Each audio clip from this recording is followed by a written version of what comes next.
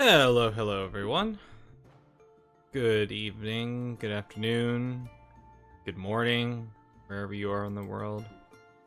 So, today we are going to be finishing up the non-human playthrough of Radiata stories. So, the reason I'm starting early is because I do have to end by 3 o'clock, and I wanted to get enough time in to not only finish all the cutscenes, watch the end credits, but I also wanted to do a little bit of grinding initially. So that is something that I feel like I can get done in 2.5 hours.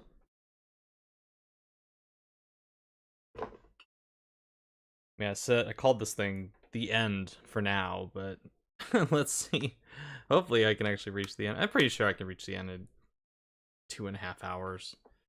I think Borgendaizo for now is a good place to stick with, but I know once we get to the region that's on the path to the City of White Knights, there's going to be tougher enemies there, so we could do some grinding in that area.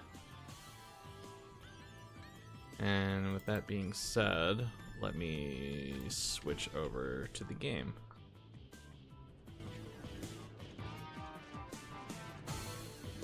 Just make sure it's looking okay.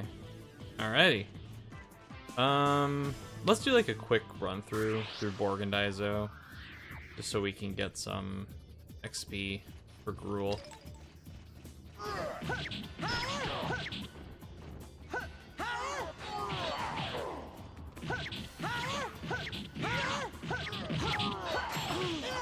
Oh god.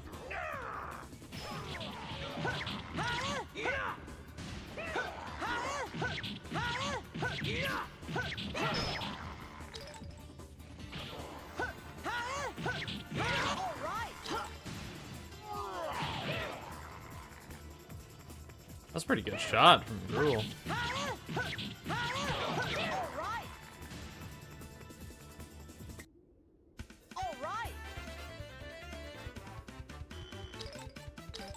I think I'll get Gruul up one more level, which is going to be like four fights against the orcs, and then we'll head on to the City of White Knights. So for anyone watching, I hope you all are doing very well today. I am doing pretty good. Taking kind of a chill day, so I've just been replaying I've been in the process of replaying Super Mario Odyssey, and oh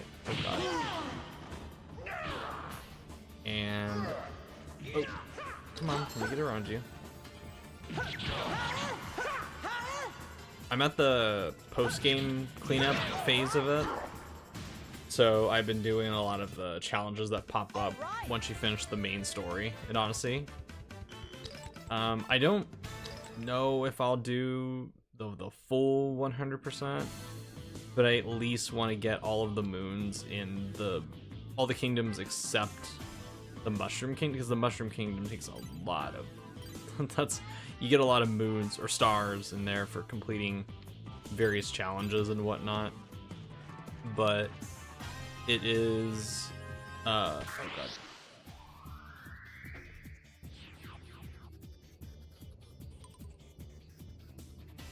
Go ahead, my minions. I will follow suit.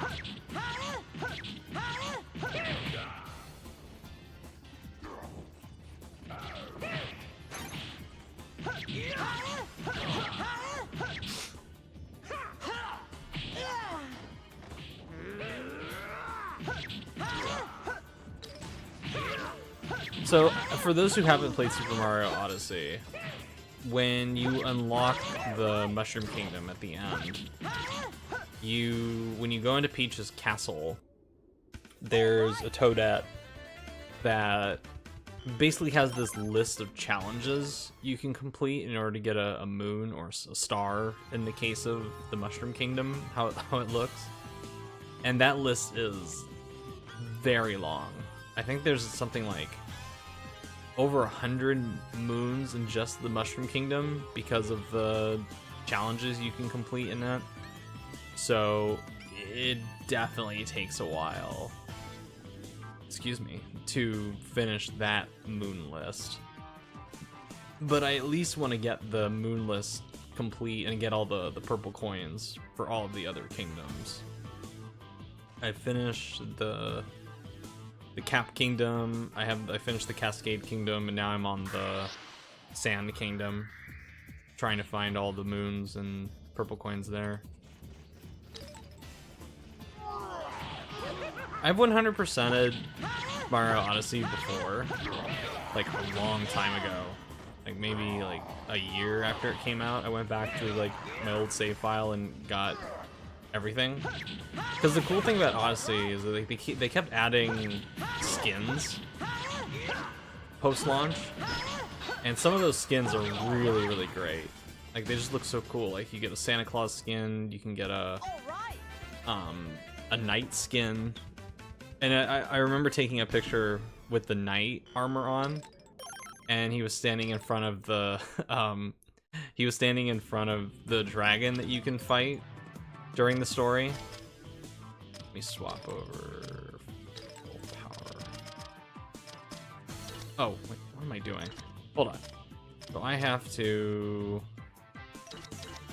Yeah, so I have to do some links now in order to get full power. Alright, so let's fight you. I need to find a way to get the... I forget where you go in the non-human story to get the command to activate Gruul's Vaulty attack. Or Galvados's.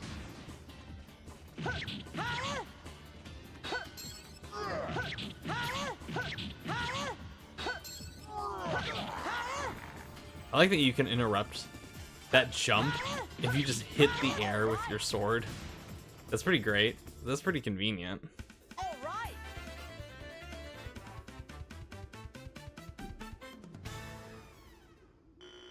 There we go. Okay. So let's head out of here.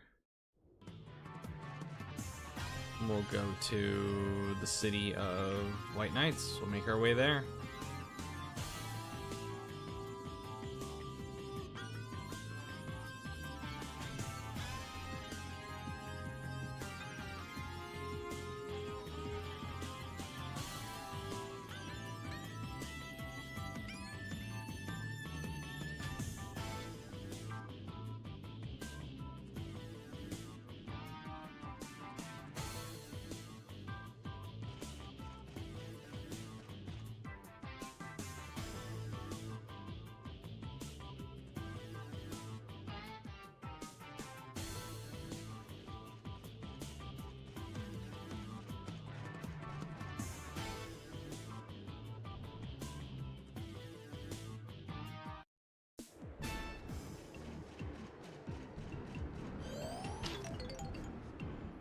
Alright, so we're gonna have to go this way.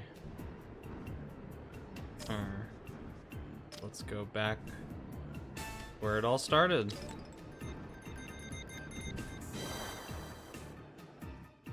Or you know what? Let me check the store, because I'd like to have that.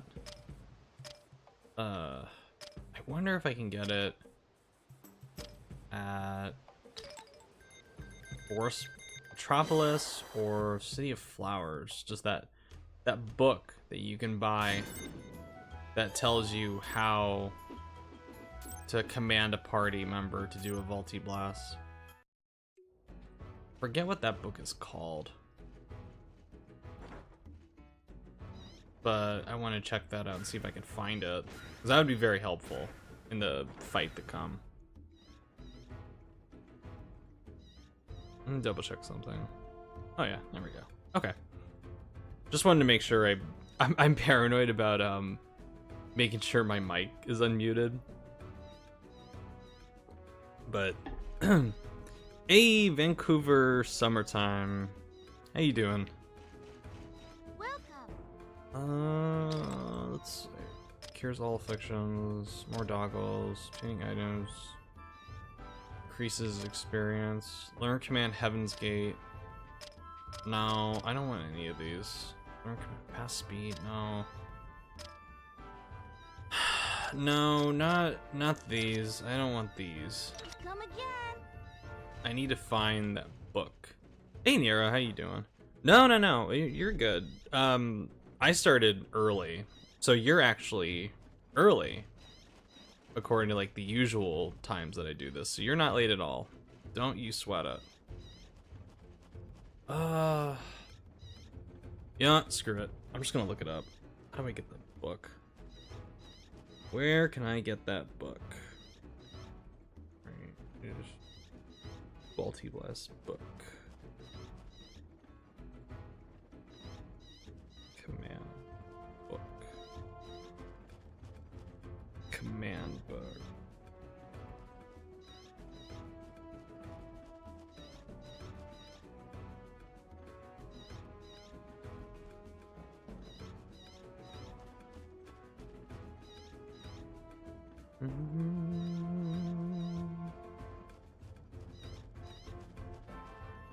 At least I'm pretty sure there's a... Oh yeah. From Marco at the last word.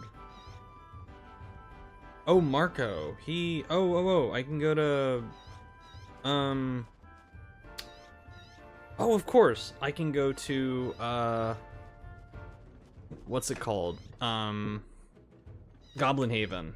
Get it from there. I forgot he sold books. Okay, that's a good thing. Expression 33 comes out in a few... Oh, Expedition 33. Yeah. Hopefully that's good. I have some concerns about it, but if there's one game this year that is kind of like... There are two games this year that I feel like... Yeah, I agree with you. I feel like it would really benefit from a demo. I've actually bought a few games this year because of demos. So I'm glad that game Metal Eden, that first-person shooter that was shown during the State of Play last time, that's getting a demo coming out, I think Wednesday or Tuesday. And I'm definitely looking forward to checking out that demo because that game looks pretty cool. And then with Expedition 33, there are two games I feel like this year that are kind of like, I really hope they're good. Like, I don't have like the full confidence that they will be good, unlike some other stuff that's coming out this year. But there's that, and then there's Lost Soul Aside, which is the DMCA, or not DMCA, the DMC mixed with Final Fantasy 15 looking game. I hope that one's really good too, because I've waited a very long time for Lost Soul Aside.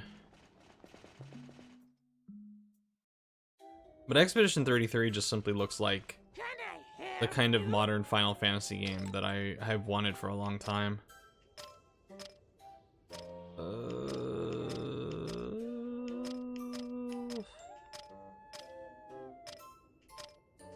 There we go. Use Volti. There we go. Oh, I do have all of these other... You know what? Fuck it. Let's buy some of these books. Let's just buy all of these. Why not? I don't need that. Yeah, I did that. Use... Oh, wait, I already... What am I doing? Play dead. No. Absorb HP from allies? Sure, why not? Mint Song to cure party's confusion. Let's do that. Debate. Back away. Oh, Cure Party's Poison. That one should be really good. Petrification, that should be good. Party Strength. Party Defense. I already have that. I don't have that yet. Okay. So let's... Alright, now let's read. This is what I want to do in my RPG. I want to read.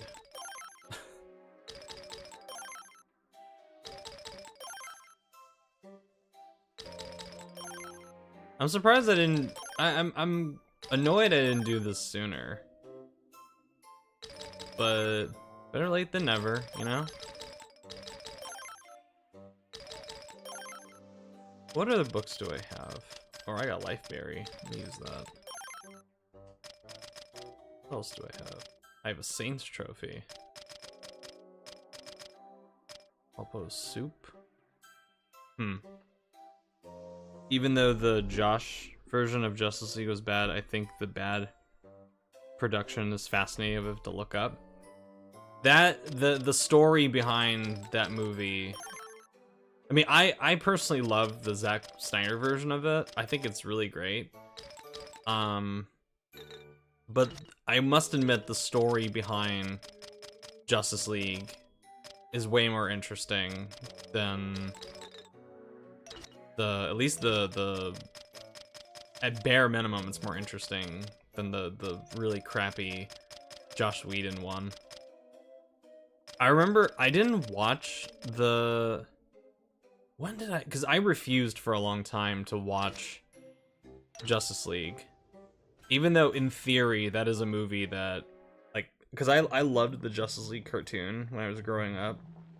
And I've always been more into DC than I have been into Marvel because of, like, Batman and Superman and the Justice League and whatnot. But that movie should have been something that I would have been over the moon to see. But I refused to watch it for a number of years. And I think I only watched it maybe about a day or so before the Snyder Cut came out. Because I wanted to have some kind of frame of reference of how extensive the changes were going to be. And the two versions could not be any more different. I mean, they're just like, you know, it made me dislike the Whedon cut even more because I felt like there was so much good material in the Snyder cut that he just threw out in the dumpster that I felt like would have given the movie a lot more texture. And I felt like just the way I know a lot of people scoff at Zack Snyder doing the more like 4:3 framing of the movie, the aspect ratio, but I actually really liked that aspect ratio. I thought that was a really interesting choice. You don't see it very often, so I have a lot of respect for him. So I felt like it was very ambitious to do something like that. Let me actually sleep. And then we'll head out to City of White Knights. But I honestly, I mean, as far as these upcoming DC movies go, I really just, I don't know. I really liked the trailer of Superman. I thought it was a very good trailer. But what's it called, like Man of Tomorrow, or what the hell is it? Is it just called Superman, or is it called like something else along with Superman? You know how like Zack Snyder was, it's like Man of Steel. I'm like, oh, okay. I think it's just called Superman. But I can already see problems with how Superman might go. Hey Sonic, how's it going? I can already see problems with how Superman might go because of the fact that they're adding so many characters to the movie right out of the gate. They're not even waiting until Superman is over to give Superman like introducing more characters to the world. Yeah, we can do a Link too, motherfuckers. I'm gonna shatter that fucking Link. There we go. Your 2 cents on Switch 2 so far, Razor. I have a discussion video coming out tomorrow about the Switch 2 that I recorded with Richard last week. So if you want something that's more extensive, look forward to tomorrow. But as far as what I feel about it, right now a lot of it's going to depend on what happens when Nintendo decides to talk about it again. Because that might change based on what they decide to price it at now that the tariffs are in effect.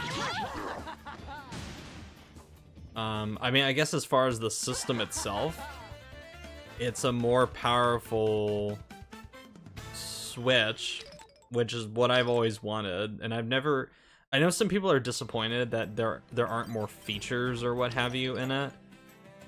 I'm personally fine with that. Like, I personally don't really care about the Switch 2 having these gimmicky features. Like, I don't really, like, despite like how cool it might be for some games, I don't really care about the mouse controls or the built-in voice chat.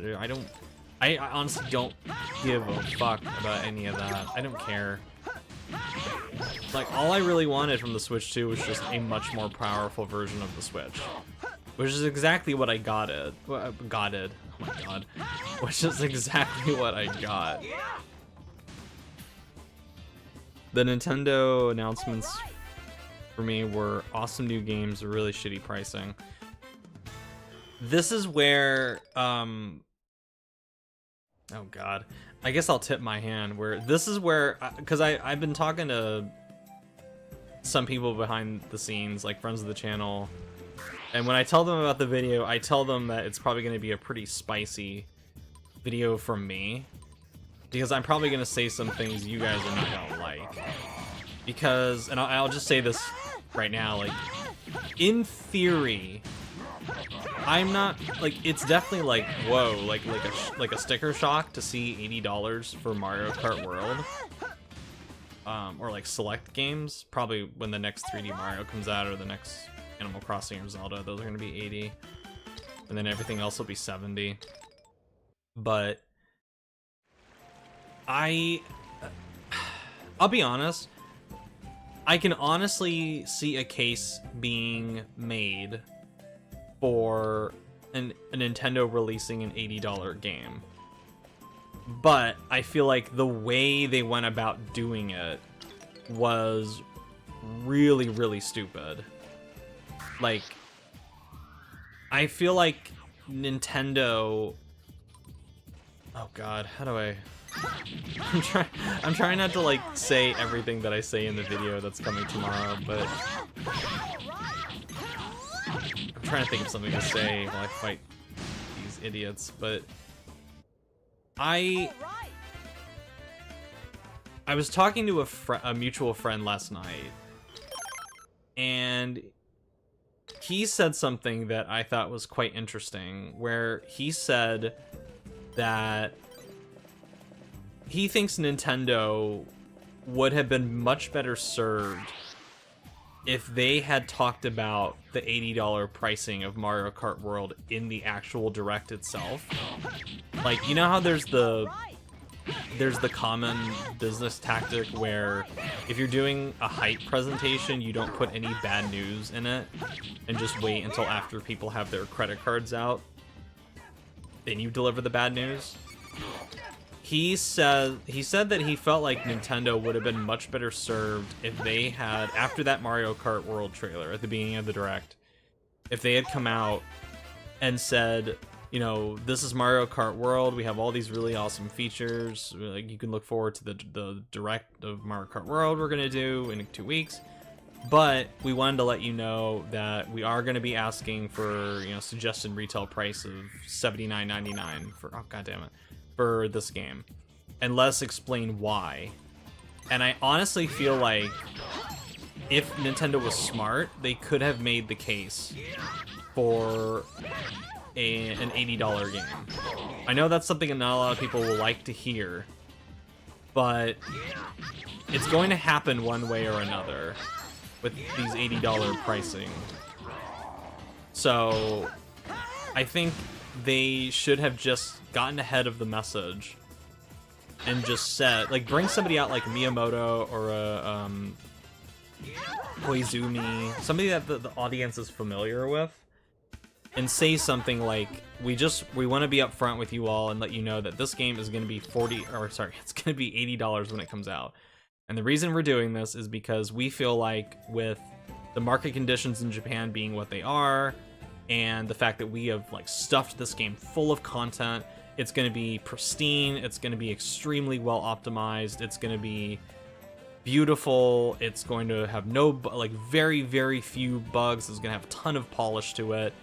This is why we feel like this game is worthy of $80. We feel like we are delivering an amazing experience. We feel like we are providing value. We don't have any, no microtransactions, none of that crap, except the booster course pass that I assume they're gonna do at the Direct. If they had come out and done that and said those things, I feel like the blowback against Nintendo would have been way less. It's not just a one game thing. Sure, no, I should probably read your chat.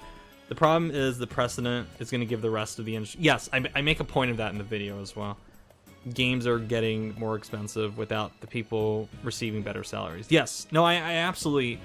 I understand that, but I also... hate... I don't know how to say this without sounding like a corporate apologist, but... I feel like for games that deserve it, and I'm not talking about things like the sports games or Call of Duty, stuff that is just like crammed with microtransactions and disgusting business practices.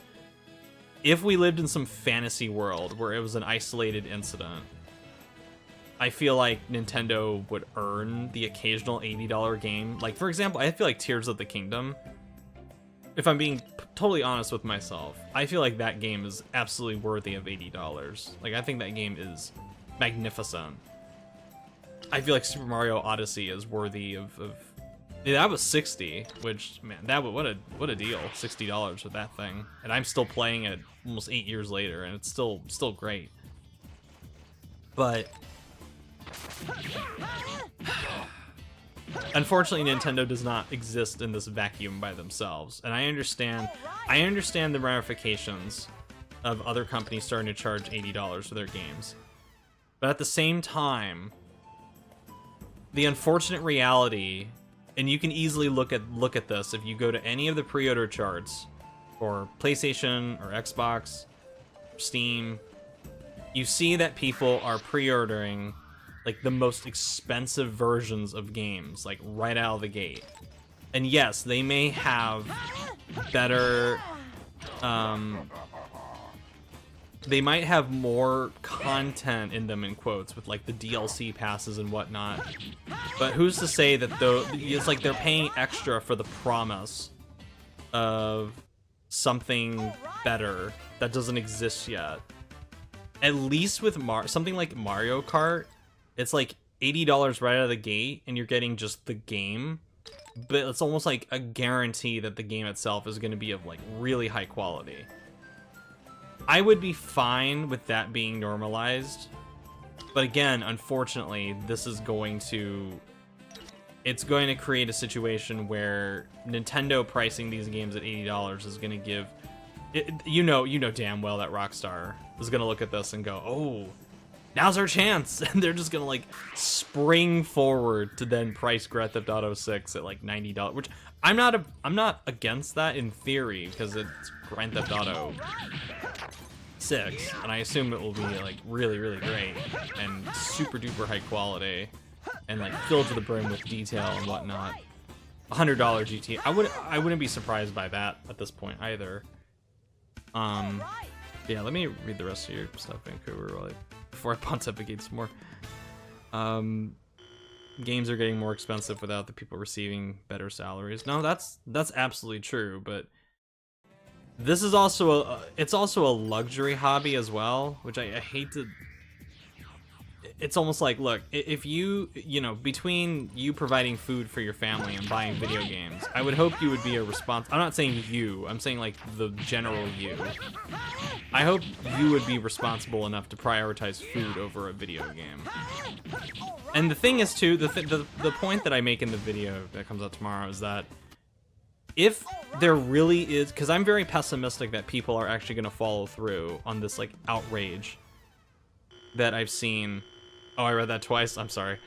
I'm very pessimistic that these people that are very outraged over these prices are going to actually do their part in holding Nintendo's feet to the fire.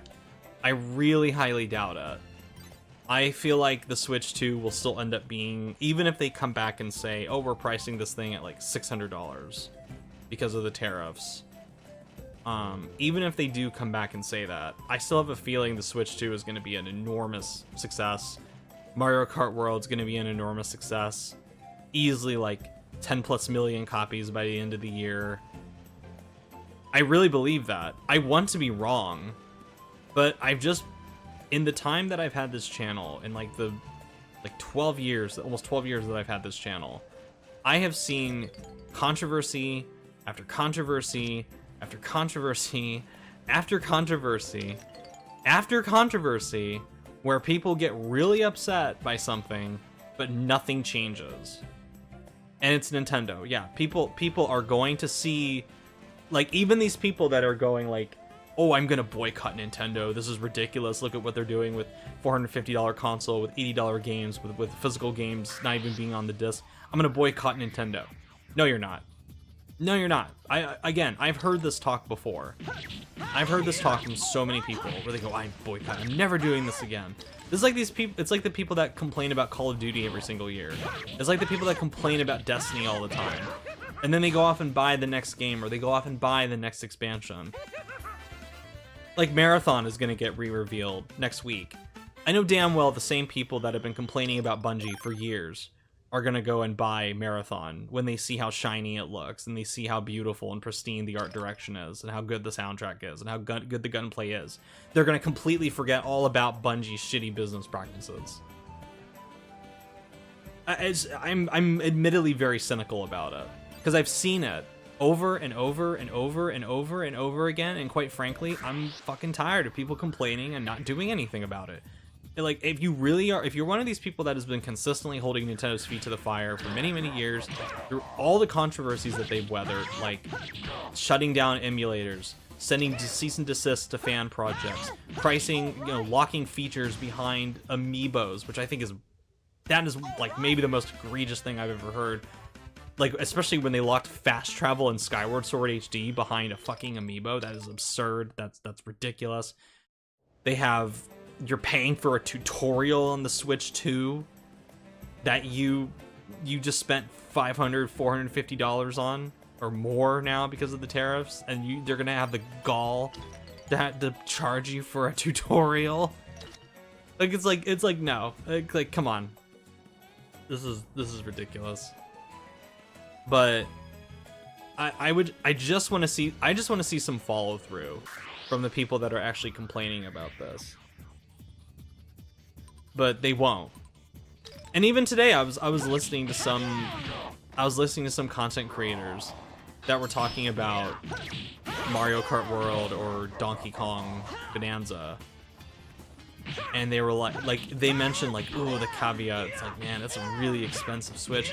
And they were talking about like how shitty Nintendo is for how they handled the information or the lack thereof after the Direct, and how arrogant they are and whatnot. And they were like really like going in on Nintendo.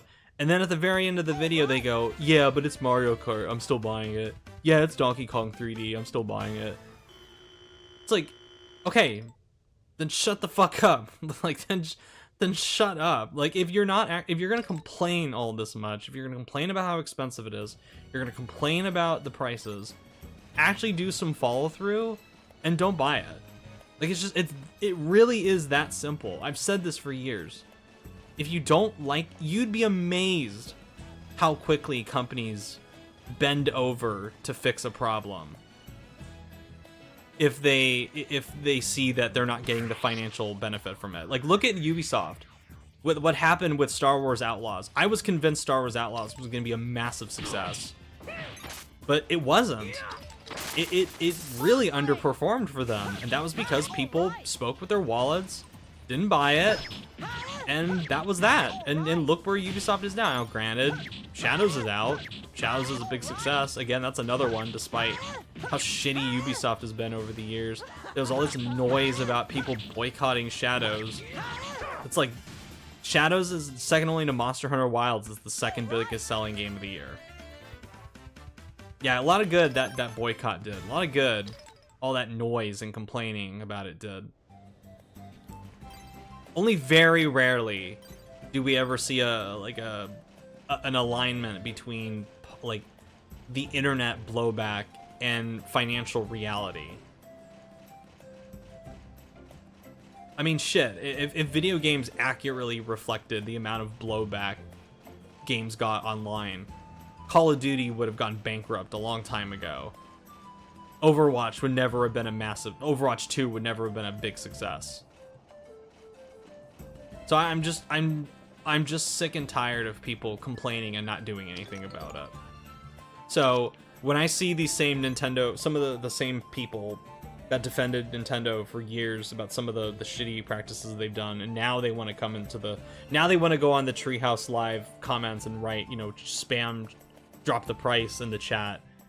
It's like, oh, now you're complaining. Where was this vigor all these years ago when Nintendo was doing like really, really shitty things? It's absurd. Anyway,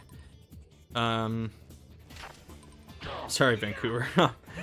Especially for buyers like me who don't earn, hold on, in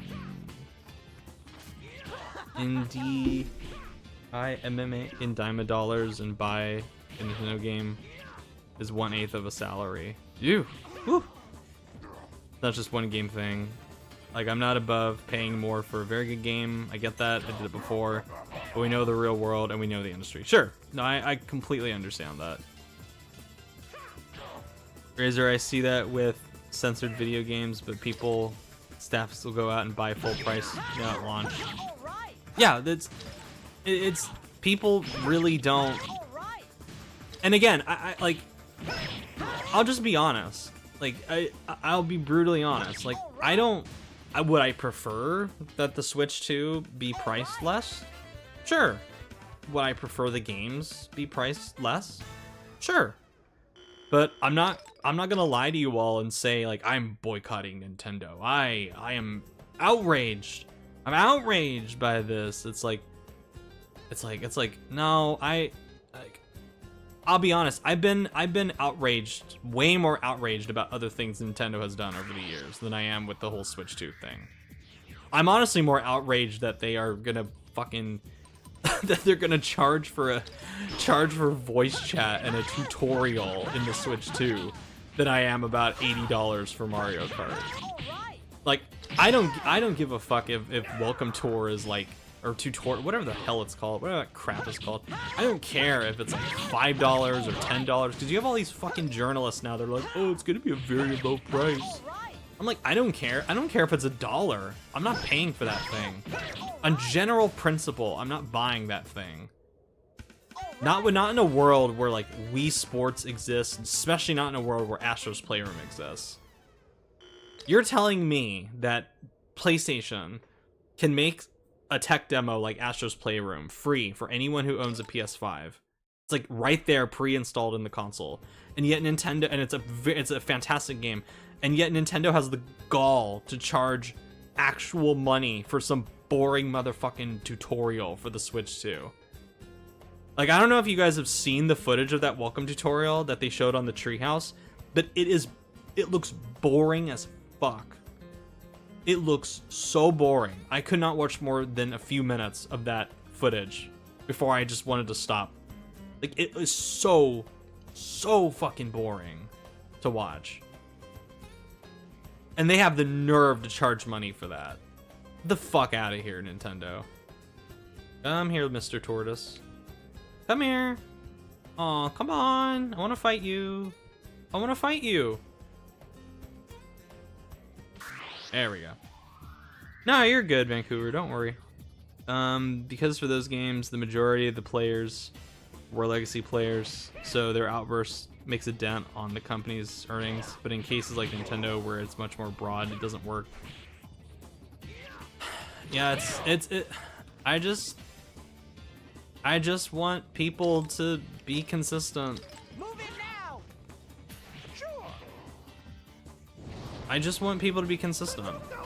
If you're going to complain about something, and it's like, but I don't mean like, I don't mean begrudge it. I don't mean say like, I don't like this. I mean like when you go on and on and on and on and on and on complaining about it. And then you're gonna go, yeah, but I'm buying it anyway. They got me by the balls. It's Mario Kart. It's Donkey Kong. Like, yeah, okay. And that's the thing, Nintendo knows this. Like, I was listening to Shea Frillis' production. I was watching the video that he made about Mario Kart World. And then at the end he was talking about the price. And then he ended the video with, yeah, but I'm gonna buy it anyway. I'm like, okay. And then I was talking to Ian earlier, and Ian said, yeah, it's because they're gonna get a tax write-off on it. And I'm like, oh my god, like how inauthentic. Like, how inauthentic to where, like, yeah, very relatable for us normies. I get a fucking tax write-off for my video game purchases. Yeah. How relatable.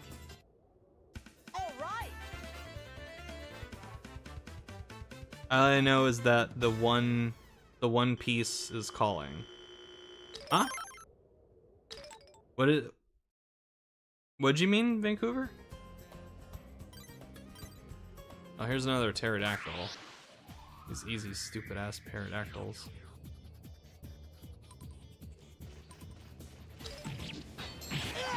Ah! No, I'm sorry. I'm sorry. Piracy. Oh, yeah. Well, I think Nintendo is going to be more vigilant than ever about... Oh, I get it. Okay. I think Nintendo is going to be more vigilant than ever about piracy and, like, fan projects and emulation. Because they're just getting... You know what's amazing is, I think like it slowly like dawned on me the more research I did into Nintendo over the last few days, that like I feel like they have stealthily become like modern PlayStation almost, where like sure they still have some quirk in a sense, but they have like slowly morphed to be more like sterile and like all the like a lot of the charm is being sucked out, and a lot of people are starting to like, now they're starting to see like, oh, maybe Nintendo isn't this like family friendly you know, discounted system company that I thought it was. It's like, yeah, no shit. Like, we knew about this for years. It's like, now you're figuring this out? Okay. Okay, dude. Alright. Dude, Gerald, I've beaten you before. We don't need to do this again. Come on, man. Well, they will try. When people get mad at something, they will get it done. It's just gonna be a little more hidden. I mean, I'm just... like, I was watching the I hadn't seen the direct for the last 3DS Tomodachi Life in a long time. And I was like gobsmacked by just how bizarre and goofy it was. I was like, where the fuck did this Nintendo go? This Nintendo is... I like this Nintendo more. Like, if you go back and watch the Switch 2 Direct, and then you go back and watch that Tomodachi Life Direct, the contrast between the two, it's like night and day contrast as far as approaches in tone and style and quirkiness and presentation. Like, I'm almost sad I missed out on Nintendo during those days, because like I had a 3DS, but I was nowhere near as attentive about Nintendo as I am now. Oh, fucking hell. I better heal. Fuck. Do I not? Ah, fucking hell. I'm probably dead. Oh, he's gonna fucking destroy me. Oh no. Please, Mr. Gerald, don't hit me. Oh. Oh, he just hit Gans. Oh, okay, that's fine. Yeah, let's do,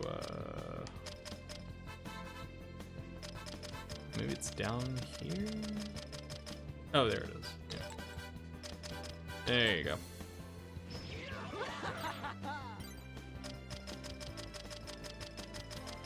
But I miss that Nintendo. I miss when people like Reggie and Bill Trenton were at the forefront. Oh, we killed him. I didn't even realize he was dead. I didn't realize he was dead. That's it? You only give me 3,500 XP? Dude, that's low.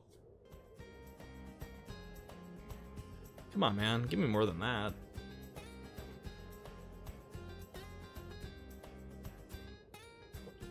Well, I mean, I did wail on you with 3 other people, so don't give me too much credit.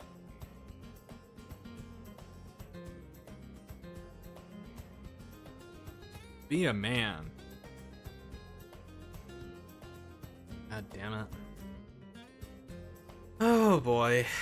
But yeah, the Switch 2. I'll have more to say tomorrow in the video, but I think now we're just gonna have to wait for when they come back with because they were supposed to have their pre-orders this week on Wednesday, but now because of the tariffs they're gonna have to come back and figure out what they're gonna do. And I can guarantee that we're gonna see a man.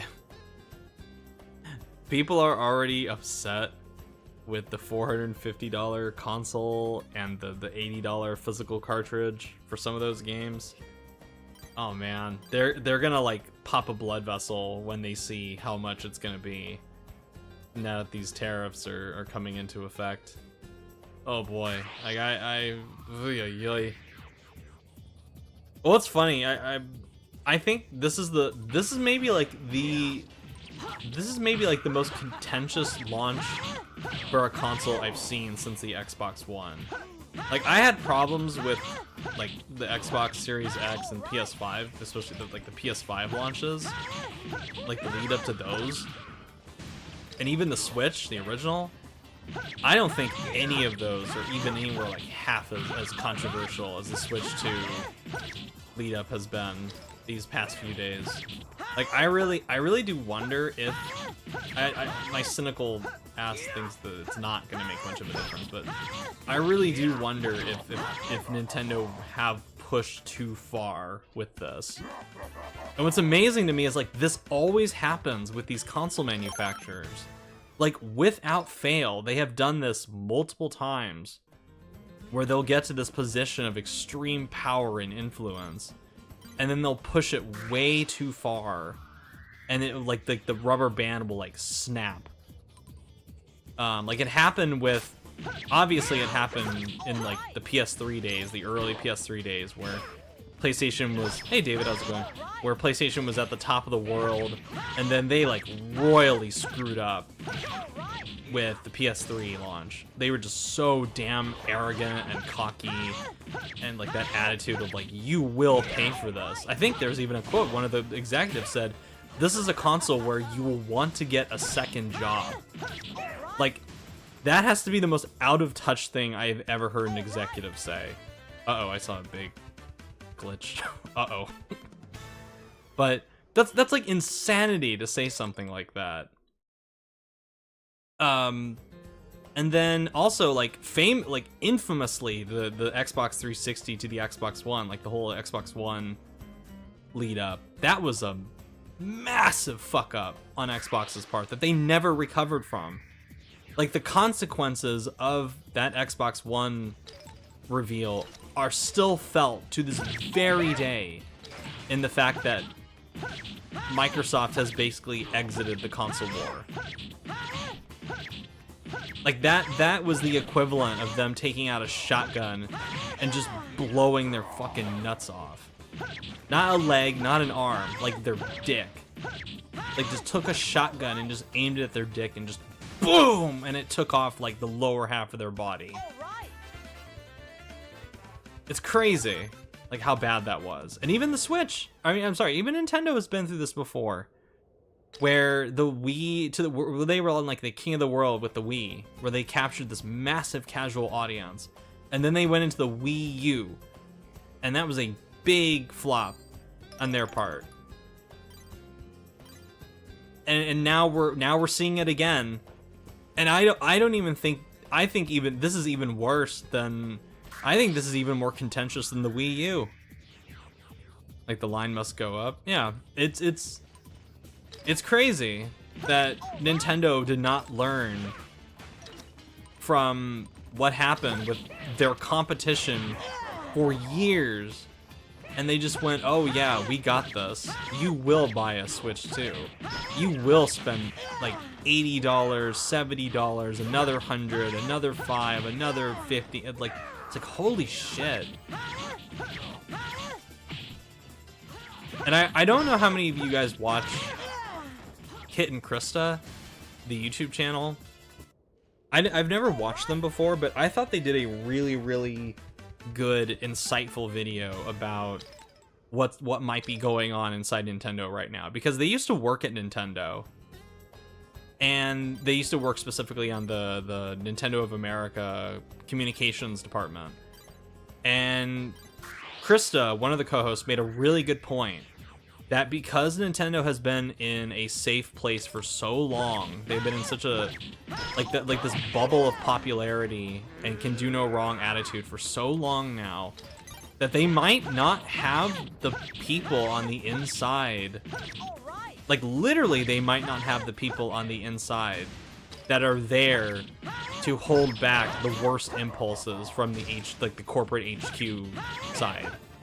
Because she was talking about how they always had that whenever somebody would, you know, whenever something would be discussed internally, you would always have that person or that group of people that would be there to ask, like, yeah, but like if somebody brought up something stupid at a meeting, they would push back and be like, how does this make us look good? How will the response be from the consumer?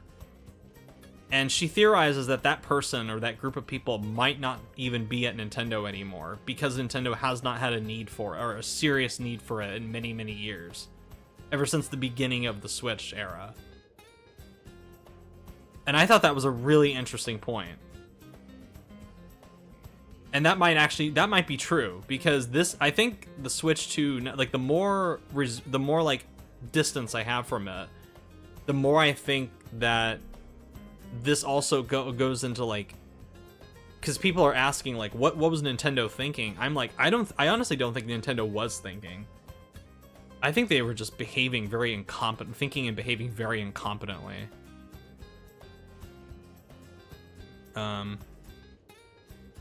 Oh, let me read Sonic, sorry. Let me kick this tortoise so I can read your chat. I'll just stand here and read your chat. Example of dumb game consumer on video game censorship in 2016 on Wii U, said not buying TMSFE due to censorship, only to go out and buy at full price or on launch period, shows the example. Well, that's just, I mean, that's one of many examples of people just not at all speaking with their wallet. Like they say one thing, but the action that would actually make real change does something completely different. Where like, I hate to sound like I'm tooting my own horn, but it's like, for many years, I did not buy a game from Warner Brothers. I didn't do it. Like, I don't think from Batman, like, at least day one, because I bought the Game of the Year edition of Injustice 2 and Mortal Kombat 11 when they were like dirt cheap. Like, I did buy those.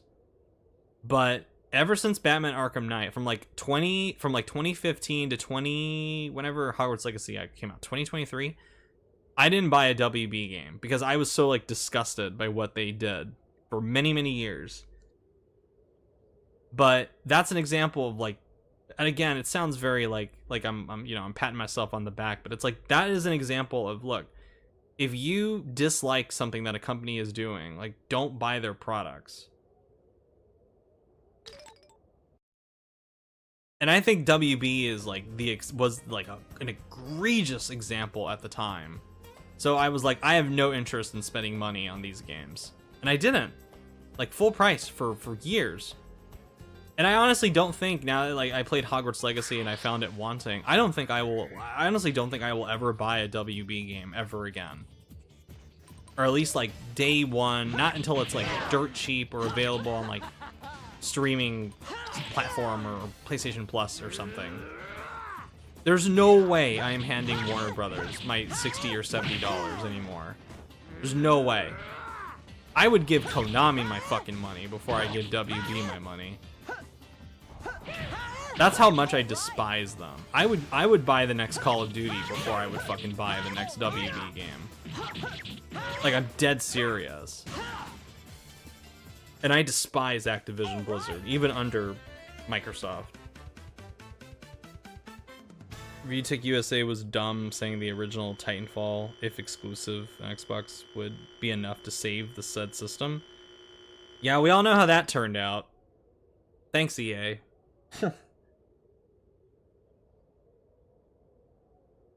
Titanfall is such an interesting series to me because I greatly dislike, it's such like a difference between 1 and 2 for me, where like I really dislike the first Titanfall, and yet Titanfall 2 is like a top 20 all-time game for me.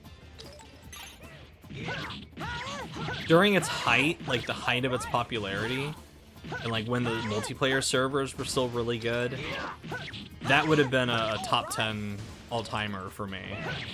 But as it is, I think really like the best experience you're gonna get out of it is like the really, really amazing campaign, which I feel like is worth the very cheap asking price for it now. If none of you have ever played Titanfall 2, I very highly recommend Titanfall 2 picking that up just for the campaign, because that campaign is incredible. I adore the campaign to Titanfall 2. I've been sad for years that they never followed that up with a sequel. What's sad is like I can see flashes of Titanfall in things like Star Wars Jedi Survivor, but it's not the same, unfortunately. Oh cool, I can come back here and grind. What health am I at? Oh, okay. Well, let me go back for Halencia, save and sleep. But Titanfall 1 being on PC and Xbox 360 hurt sales of Xbox One. That too, yeah.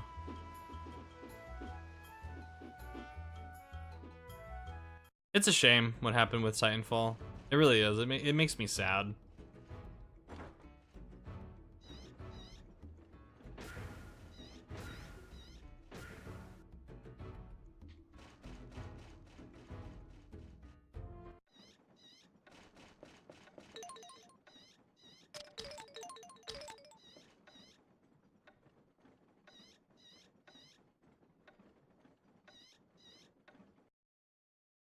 But besides the controversy with the Switch 2, I do think Mario Kart World and Donkey Kong Bonanza look really, really good. They look really, I think they look really promising as far as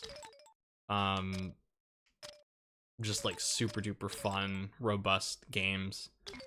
I've been particularly impressed by what I've seen with Donkey Kong Bonanza, where that game basically looks like Nintendo made a Hulk game. It just looks so cool. I love the look of Donkey Kong Bonanza. And then I watched the treehouse footage, and that like really impressed me even more. And then I saw, I'm not gonna say what I saw, but I saw some leaks from Nintendo of Korea because they accidentally leaked some key art for Donkey Kong Bonanza. And I was like, oh man, that's gonna be so cool if what I'm seeing is actually like what's gonna happen in the game. They do, and that's what yeah, that's what I hate the most. I say this in the video tomorrow, like I'll be very honest with you all, because I'm not gonna bullshit you guys. If the Switch 2 gets revealed this week or whenever the hell it does, and they jack up the price to like 500, honestly I would still go for it. Honestly, like I got my tax returns. Hey, you know,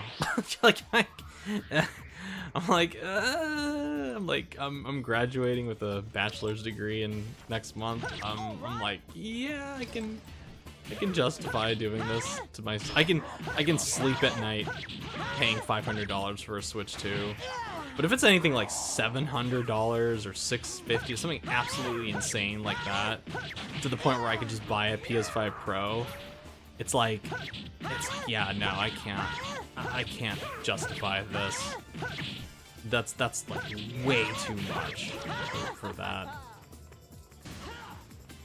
Yeah. By the way, the ugly colors of Saudi Arabia super majority SNK ownership is now showing thanks to Fatal Fury celebrity guest characters. That was so funny to me. Like Mario and I talk about this a lot, where we talk about how like Ronaldo is so much of a sellout for like being all buddy with Saudi Arabia. I think we calculated how much money that guy, like I was at work one day, like my old job, and I was talking to my coworkers at the time about this, and we were talking about how we were calculating how much money Ronaldo makes every second from this deal with Saudi Arabia. And I told them like he makes so much money from this deal that he gets paid like tens of thousands of dollars just to spend 15 minutes taking a shit. He makes more money than I will make in a lifetime, probably in like a week, which is just absolutely insane. So I'm gonna crank the volume up and be quiet for a little bit. Hey Richard, I'm gonna crank the volume up just we're gonna get a cutscene here.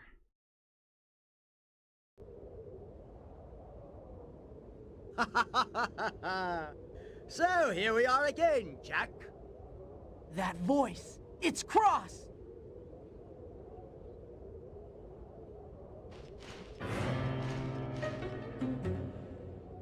What's your game, Jack? What are you plotting with your non-human and dragon friends? We're not plotting anything, Cross. Just what is it that you're so afraid of, anyway? What? Did you say I'm afraid? All this killing, dwarves, elves, dragons? Seems to me you're afraid of something. Don't make sport of me! We are worlds apart, you and I. But we have unfinished business from Halencia. Jack, draw your weapon!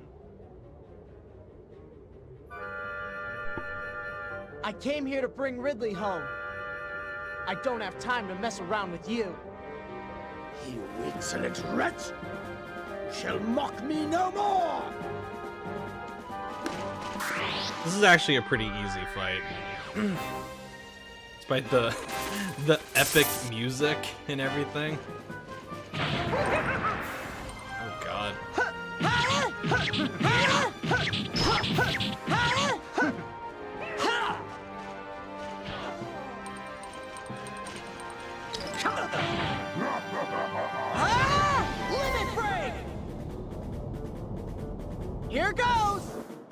There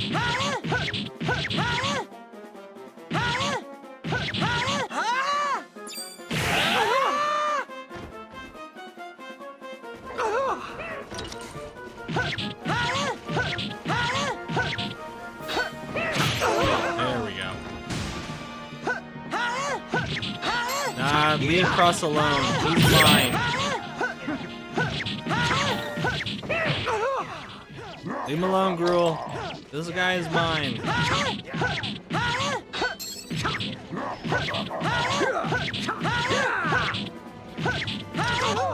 Yeah, there we go. Sorry, Gams, I'm gonna leave you there. Just let you guys take care of them. There we go.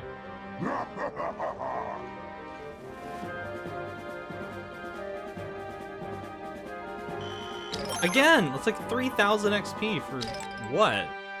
Nothing. Sucks. Sucks pee-pee.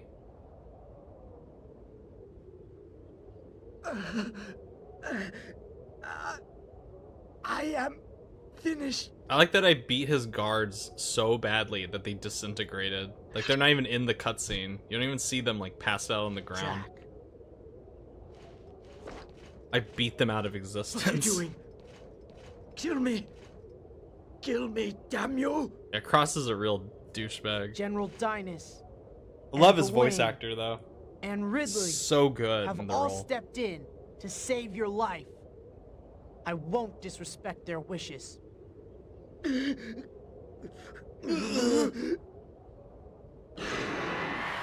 Oh, this is so satisfying to watch.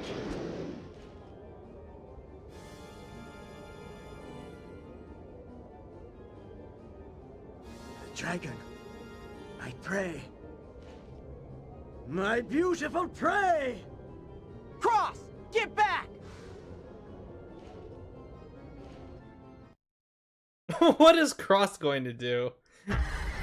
Yeah, I thought so.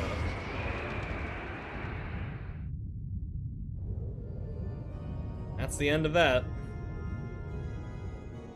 Sinners shall be destroyed. Young hero, I shall wait with Quasar's vessel in the castle of the Gold Dragon. Alrighty then. Sounds good, Mr. Dragon Man.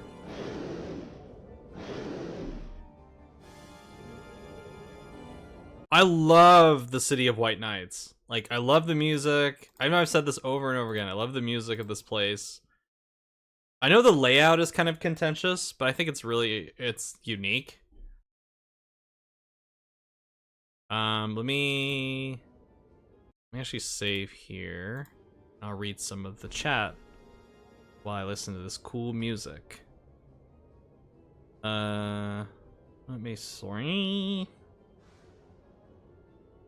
Oh god. Hold on. By the way, oh wait, I already read that. Sorry, Sonic. It's almost edging on FOMO that I'm going to be missing those games out of dumb corpo decisions. Yeah, it really is a shame. I'd like everybody to experience the latest Mario Kart, or I mean, the more people that play it, the better. I don't like Ronaldo, but his moveset in Fatal Fury looks awesome. I haven't even seen the trailer, and I don't think I'm going to. I hate that they're in the game in the first place, honestly. I agree. His moveset is the only reason I'd main him. Shut up. No, you're not. You're not touching Fatal Fury. What are you talking about, Richard? Then again, many hated Saudi super ownership of SNK, yet people still go... Yeah, that's exactly what I was gonna say. Like, even people in the media, they're like so tight-lipped on the like anything having to do with SNK. They'll like bash Hogwarts Legacy for J.K. Rowling's involvement, but they're not gonna say a peep about SNK being owned by the Saudi government. Like, that's bullshit. I almost forgot Bloodborne 2, Dustblood's Boogaloo. Although I got much less hype when I got the rumors that it's going to be more PvP focus. Yeah, that's not even... I know I'm not, but if I did, that's who I'm going to first. Yeah, okay.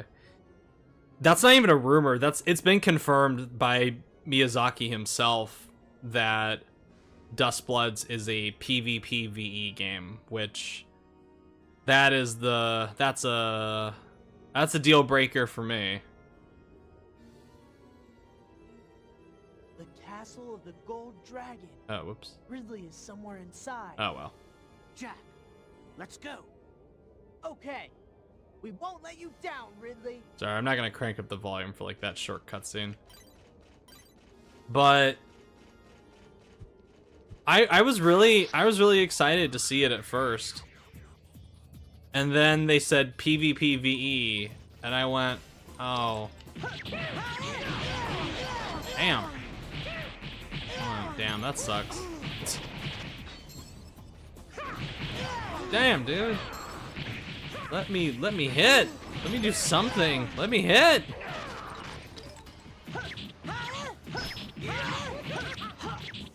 I wonder how much XP I get from these guys. 'Cause they were like rocking my shit. Damn! Okay, yeah, these are good. I like these guys. Minecraft movies sucks, but dumb kids still go out to the theaters to pay money. Killzone 2 won the poll. I mean, I'm still gonna have the poll up for like a week. So in case people, you know, change their minds or new people come in and see it. But I was doing some early testing in case Killzone wins, which it's more than likely will. And this is gonna be the first time I'm gonna have to play with the DualSense on my PC, because I forgot that Killzone 2 has the gyroscope, like required gyroscope features on like the emulated version on PC. And like I was testing it out with my Xbox controller, and I literally could not progress one section where you have to turn a wheel because the Xbox controller doesn't have gyro features. So I had to plug in the DualSense and use the DualSense's gyro features to get past that part. I'm gonna have to play with the gyro controller, or I'm gonna have to play with the DualSense next week with Killzone 2 if it wins. Killzone 2 looks great, by the way. Like, it's still unfortunately locked at 30, even on PC, like the emulated version, but man, is it looks great. Like, I still think it holds up even now.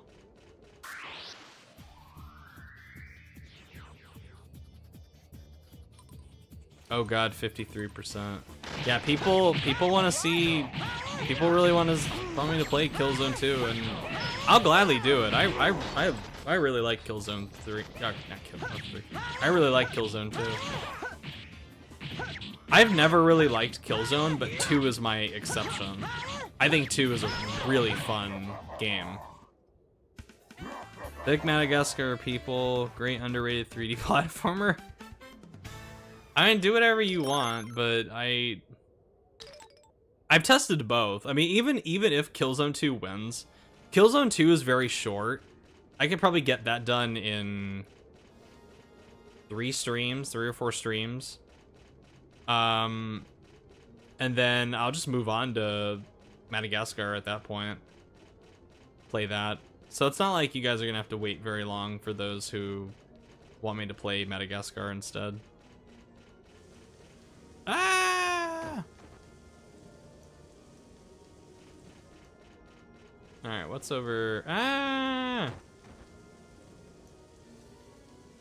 I forgot about the sand falls. How well did Madagascar PS2 worked on emulator? It worked pretty well. I tested it for about 30 minutes. I played through the first level, and it runs pretty well on my emulator. Didn't give me any problems like Killzone 2 did. Killzone 2, I had to go into the emulator settings and like readjust some stuff because it was literally just like a white screen once the intro cutscene was over when I first booted it up. And then I had to go in and figure out what the hell to do with the gyroscope, and I was like, fuck. So y'all better, for those who picked Killzone 2, y'all better appreciate the struggling I went through to test that game out.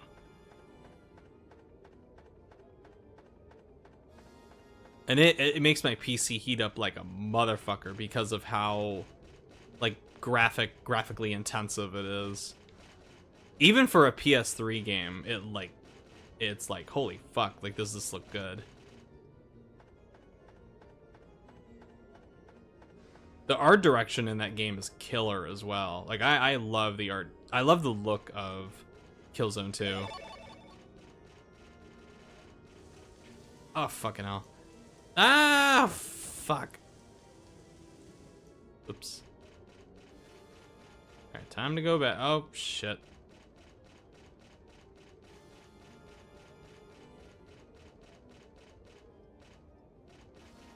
Where are you going? I want to fight you. Shit!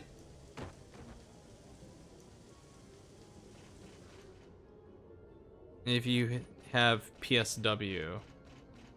Are you talking about the emulator? I have I think it's called PCSX2. I think that's what it's called.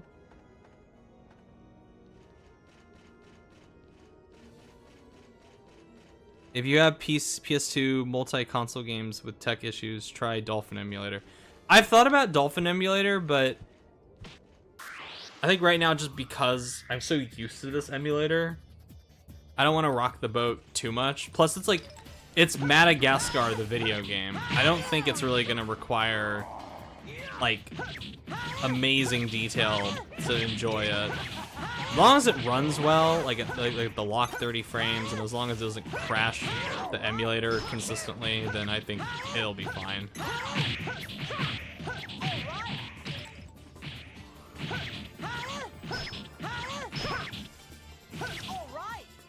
It's actually pretty good for grinding this area. Damn, 12,000. All right. I'm definitely glad I started encountering more enemies here. Valvern? What does this do? I doubt it's gonna be as good as the Arbiter. Oh, fuck. Well, death. Yeah, never mind. Gonna use that. Additional death. Alex has the best platforming. Yeah, this platforming's pretty good.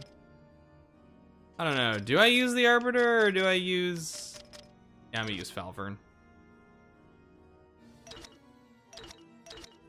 Sorry, y'all. It's got death as an additional... That's an additional ability. As if all the other weapons did not bring death.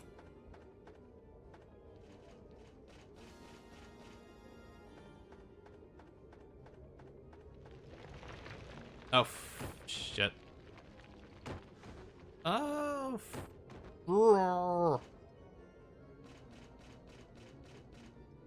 I think Melvin was my least favorite. I can't remember. Melvin has the helicopter spin. His move is pretty useful. I'm glad I finished the not so good Clive and Wrench.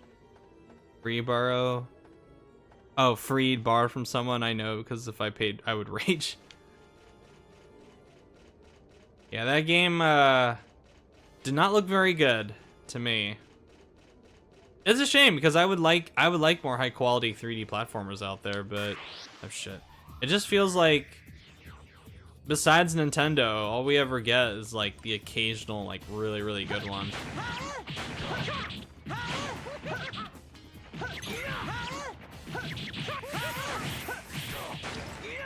Man, this thing is pretty good. Yeah, this thing's doing mighty good damage. These things. I like the look of that sword too. That's pretty good.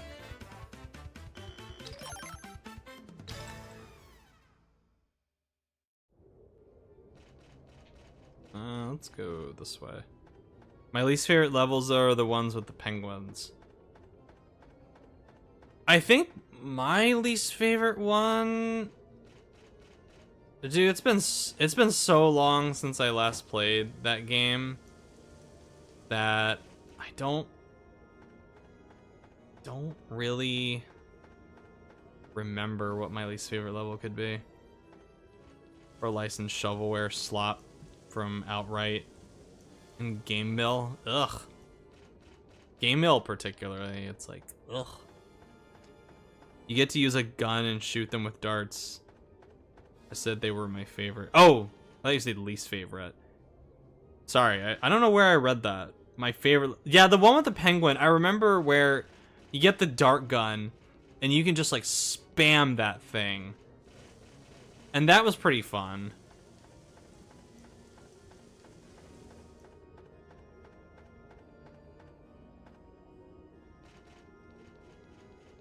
Yeah, I gotta be careful. I think hopefully I'm getting closer to the castle. Hopefully. Don't want to fuck up and fall down.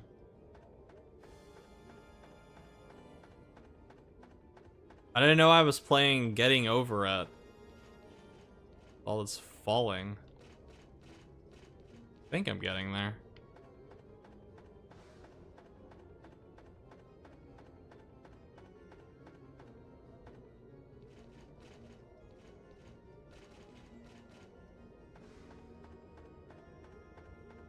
Oh, no. Oh, please, no. Okay, there we go. Yeah, that wasn't so bad.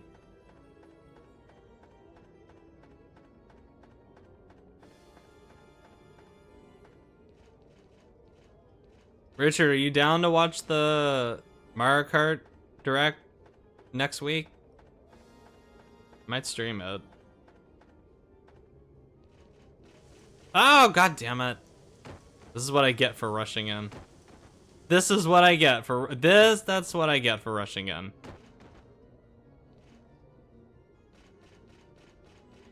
Ah, shit. All right.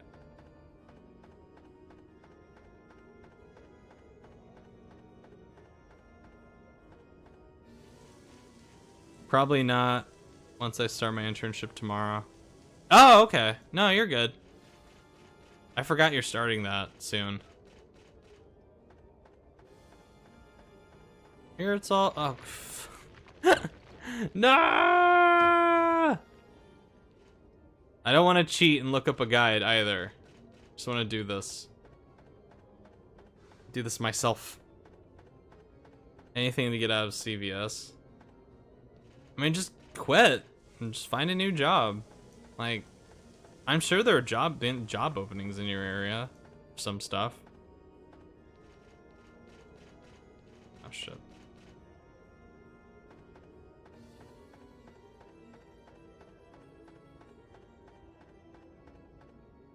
You can get back.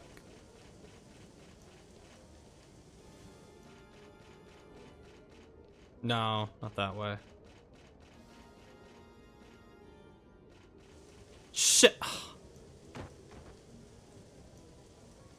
I really didn't feel...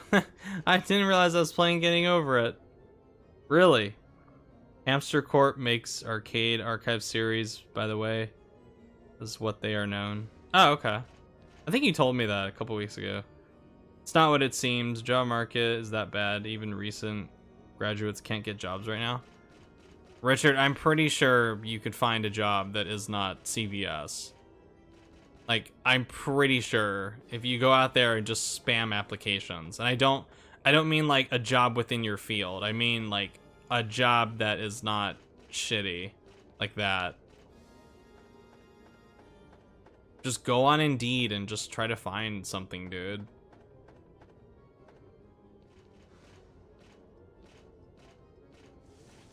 Oh, whew! That was close. Okay. Like, that's what I always do. That's what I always did when I was looking for a job anytime. Or even when I was looking for, like, an internship or what have you. For psychology, for, like, school. I would just go out and just spam applications. Until you find something. It increases your chances of getting something, at least.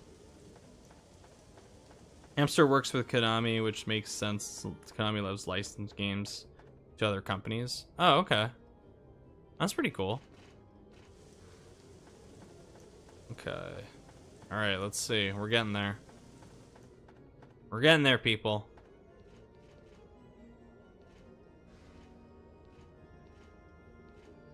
Dun dun dun.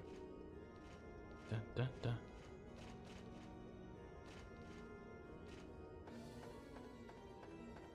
Oh no, that's not. Oh no, that's not good. That's not good.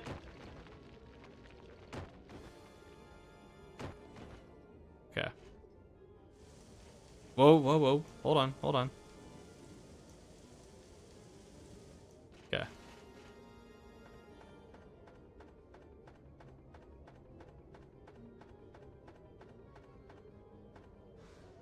Let me actually save here now that I've Falvern. I don't want to lose that in case. I'm always like paranoid about the emulator crashing.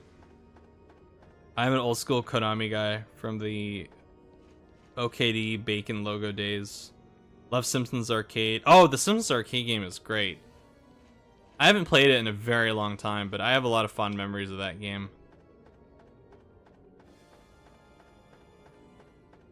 Okay. Okay. Let's see. The camera, there we go. Camera's following up. Okay, this is where I last was. Let me save here. Your Konami memories is Kojima and Silent Hill stuff. That's right. That's true. Oop. Hold on. Alright, run. Okay. Okay, the camera's following up. That's good. And here we are. Ooh, whoo! Oh man, we're right there. Okay. Ah! Fuck! Fuck! Okay, no, no, no, no, no, no, no, no, no. No, I'm cheat. Ah! No, no, no, no. My Konami memories is mainly Yu-Gi-Oh. Those are also some of my memories with Konami. I was like a massive Yu-Gi-Oh fan back in the day. Okay, now we have to be careful.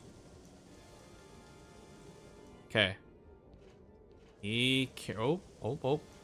Be careful. Okay. Think that's it? Okay. That's it. Getting to the finale. Here we are. Okay, here we are, everyone. We're close.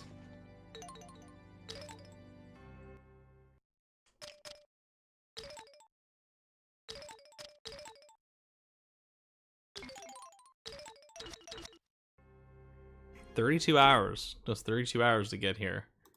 Approximately. It's a shame that Microsoft, Activision, and Blizzard owned Crash and Spyro because post PS1 era in Japan, Konami and Sega published Crash and Spyro games in Japan. That's because they worked. Didn't they work with Universal to do that? Let me bump the volume up a little bit because we're gonna get a cutscene pretty soon.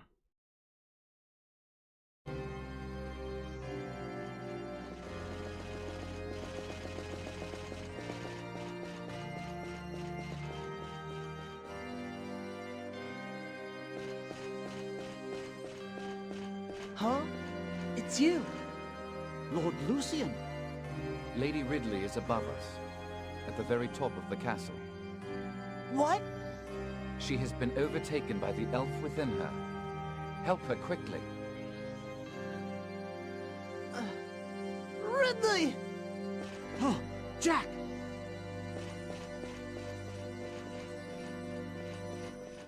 Like that glance that Gans gives him.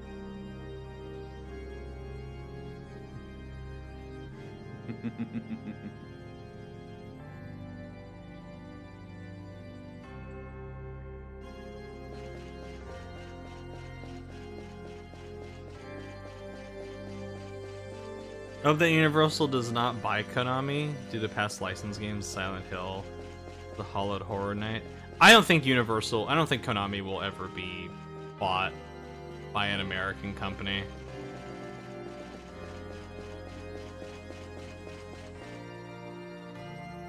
I don't think you have anything to worry about, Sonic.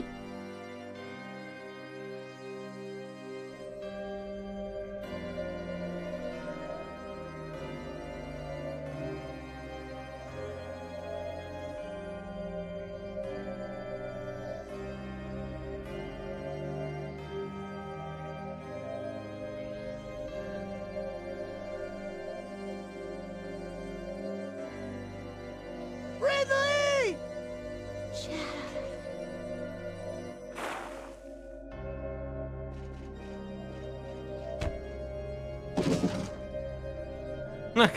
That's all it takes.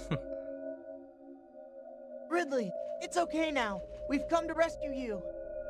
Lady Ridley, You came. Ridley.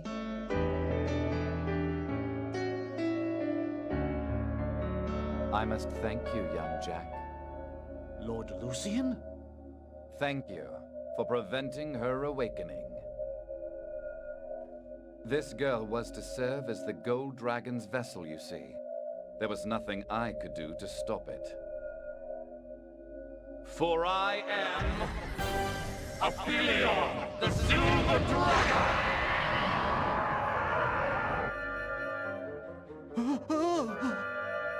Jack, take Lady Ridley and get out of here now!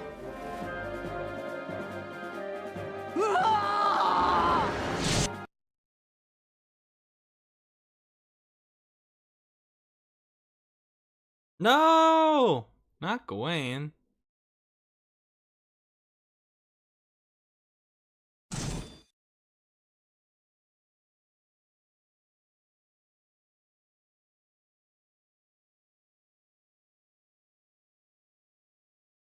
Father!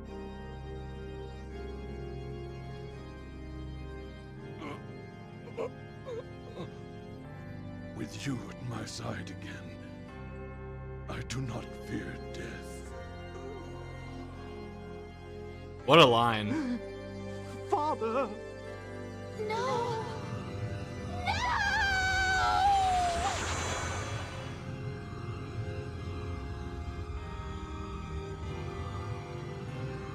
It is done! It is done!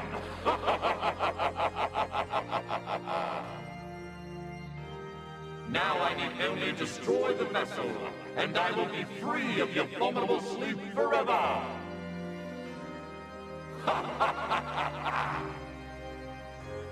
Humans, we shall live together forever until the end of the world itself!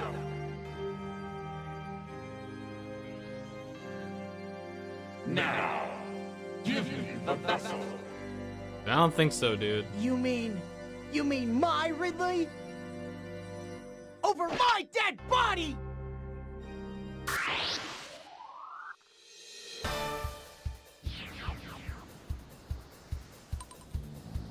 I like how the final boss theme is the one like right at the very beginning.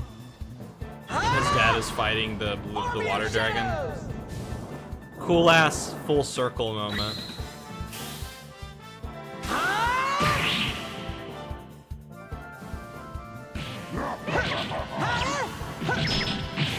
Oh fuck.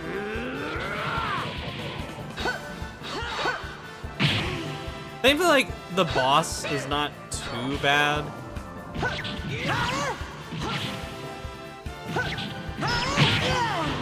Like I feel like some of the humans in the game are much harder than this boss.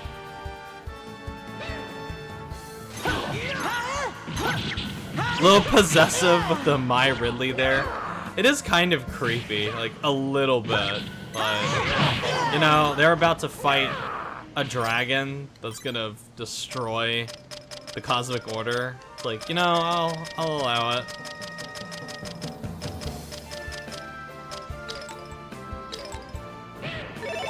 Or, hold on.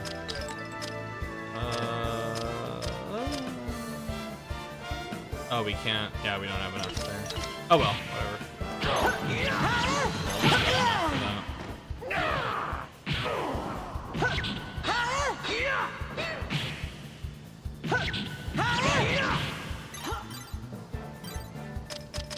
How much HP does Aphelion have? Let's check it out.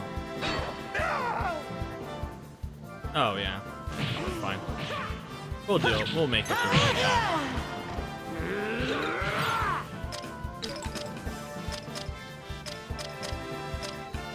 Life song! Yeah, that's pretty good.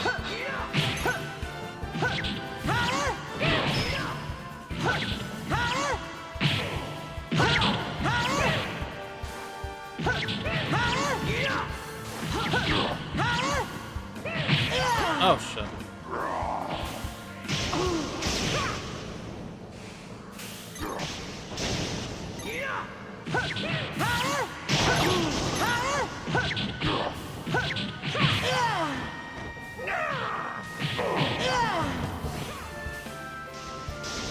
Nope.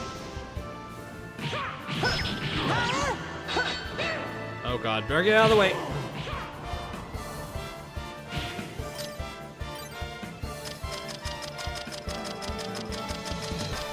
Yeah, Life Song is really good.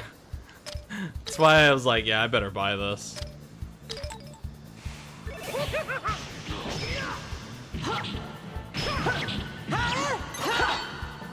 Get out of the way. Ah!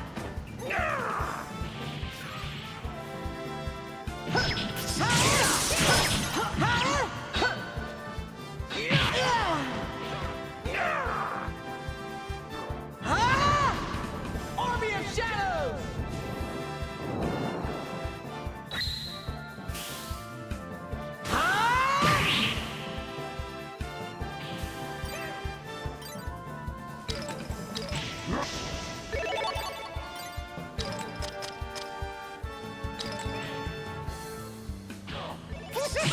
Oh shit.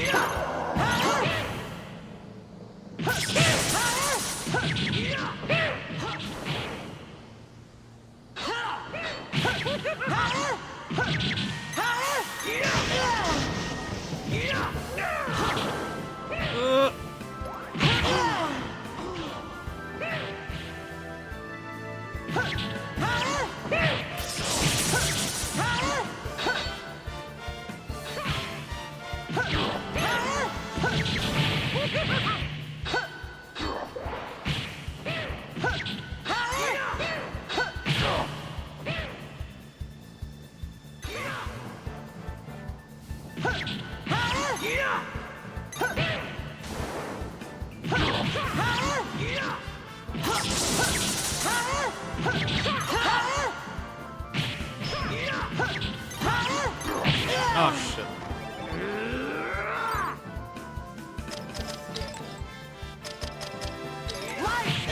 Ah, fucking hell. Really? Seriously? You dickhead dragon, you interrupt my fucking command. Oh my god. Oh god, oh god, oh god.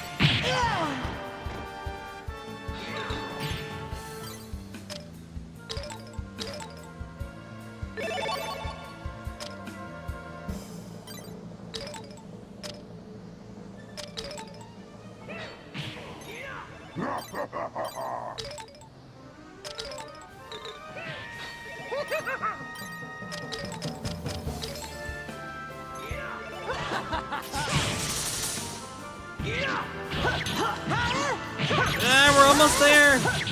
Get him, everyone.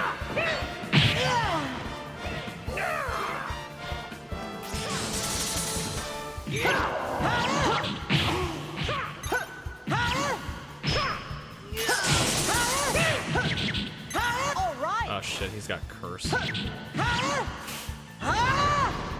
Army of Shadows!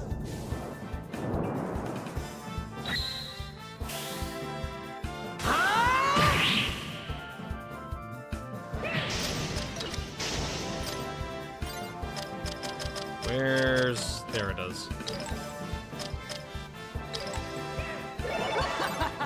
And that's Petrify, I think?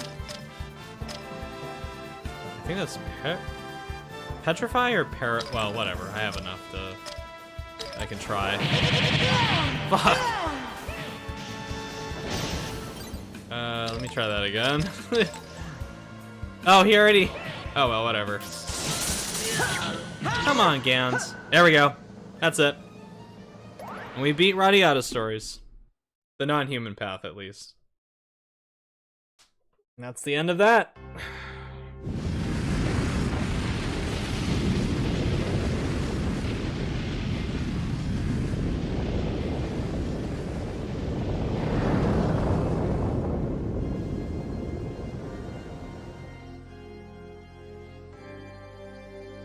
The Guardian is destroyed by that which he would guard. The power of Gracious. humans is truly an awesome thing. We are powerful because we protect the people we love. The desire to protect those that we love gives us purpose.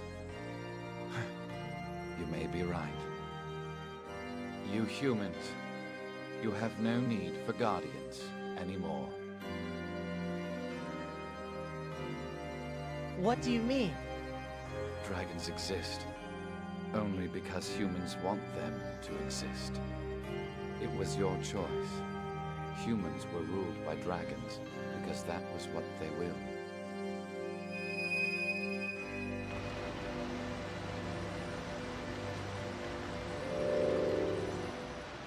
Fare thee well. Fragile, transient, loving humans. Fare thee well.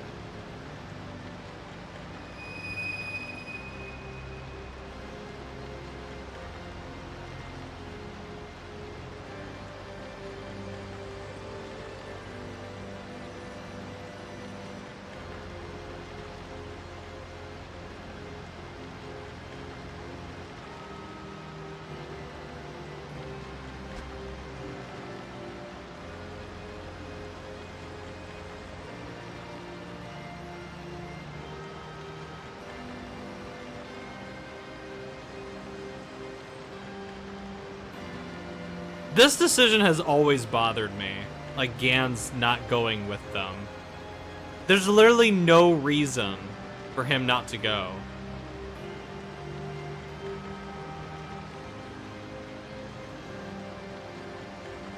Like, I don't think that's what his I don't think that's what Gawain would want.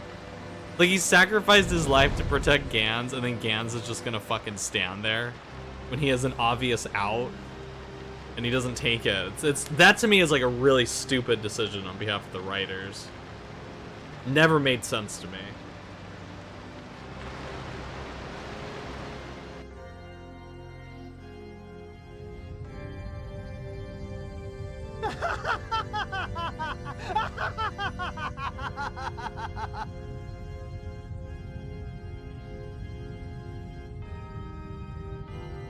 This ending is like, I find the non-human pathway to be more, it makes more sense for Jack's character, but this ending is always, I feel like has always been more unsatisfying compared to the human ending. And yeah, that's Radiata's story. So we'll listen to the credits while I talk to y'all. So yeah, still a game I very much enjoy. I still think it's incredibly underrated, despite some of the problems I have with it.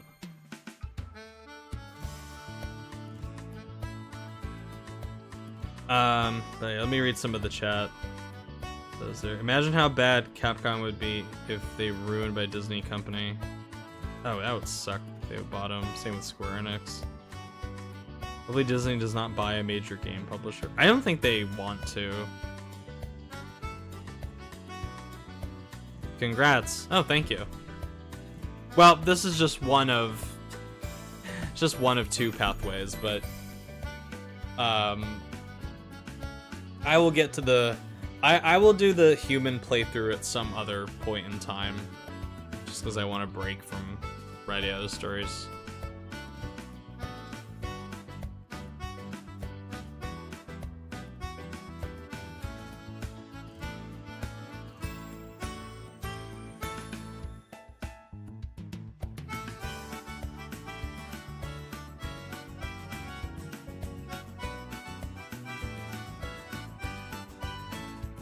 I like the version of this song with lyrics.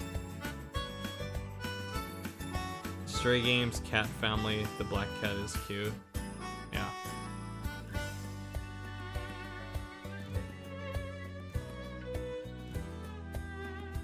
This is one of those games too. I think the US recording is excellent.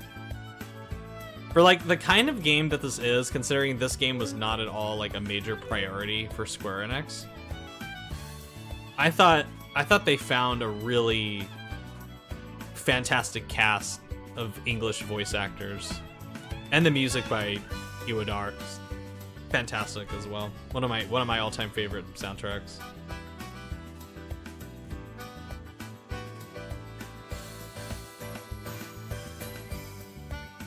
Oh yeah, and they use music from Star Ocean as well, which.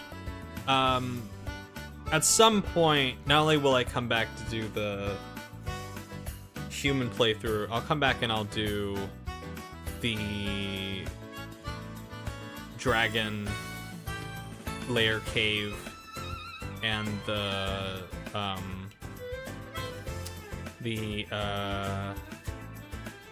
what is it called? The labyrinth.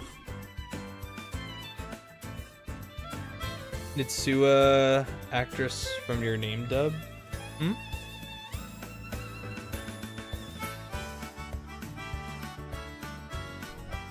Stephanie, oh yeah, that's right.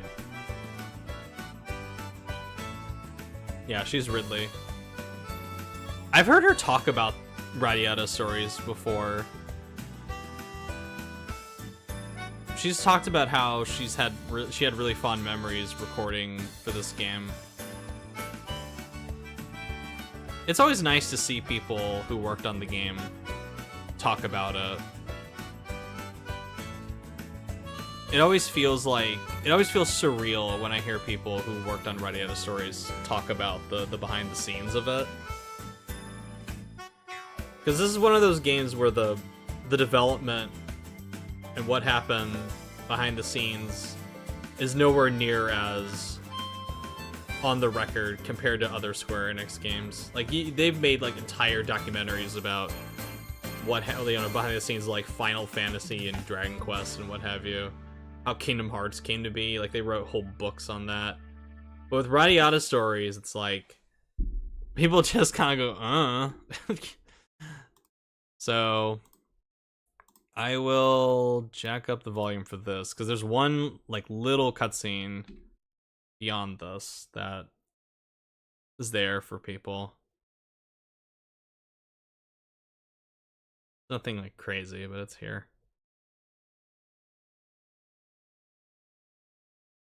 Ridley, let's go.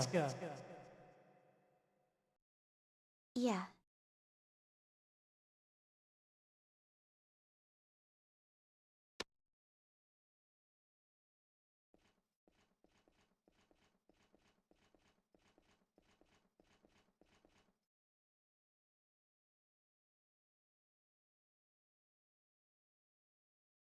And that's basically it. That's would I like to make a completed save file? I think I'd better. I'd like to complete the game. Yep. I will do that.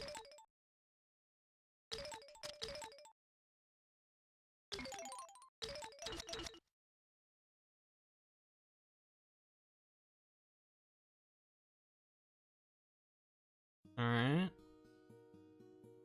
And then I don't have to go until 3 o'clock, so I can chat with you guys a little bit longer.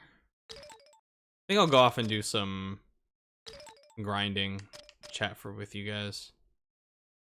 Start from before the last battle. I'll do that. Yeah, I'll just do that. Let me take Gans out of my party and put JJ in, just so I can. Hey! No, I don't want to talk to you. Gil is still more powerful than fucking JJ, but yeah, he's like really good. So I'd rather just like grind with him.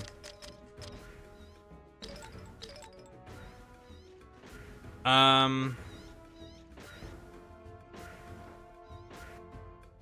me go travel to White Knights so I can grind. Just spend some time, just chilling.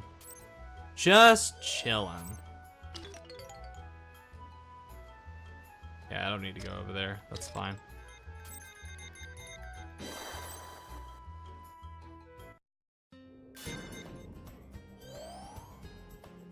Let me pause here real quick and save.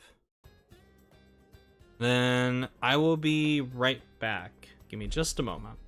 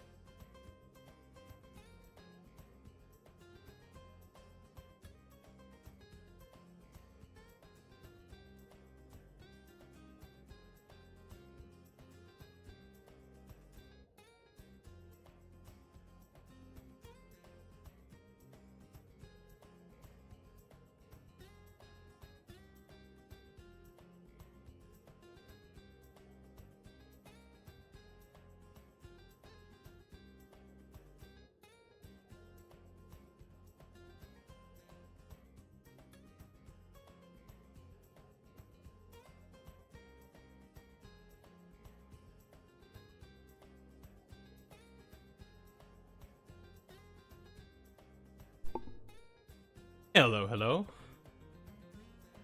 Alrighty, let's do some grinding. I'll chat with y'all.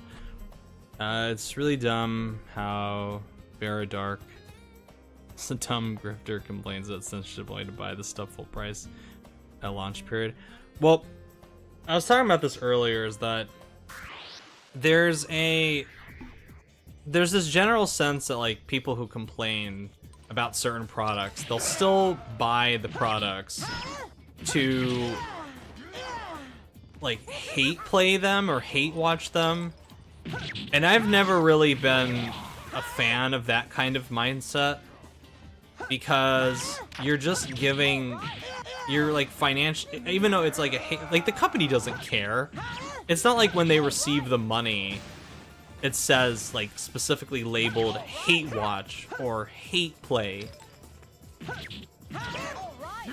Doesn't matter. Like they don't give a shit why you're buying it. What matters is you're buying it. You're spending money to engage with the product. If you really want to starve, if you really want to make something fail, just starve it of attention. Or just don't financially contribute towards it. The reason Concord was such a massive failure is because people did not financially contribute towards it. That was the reason. If way more people bought it, we wouldn't be, you know, it would be a completely different situation.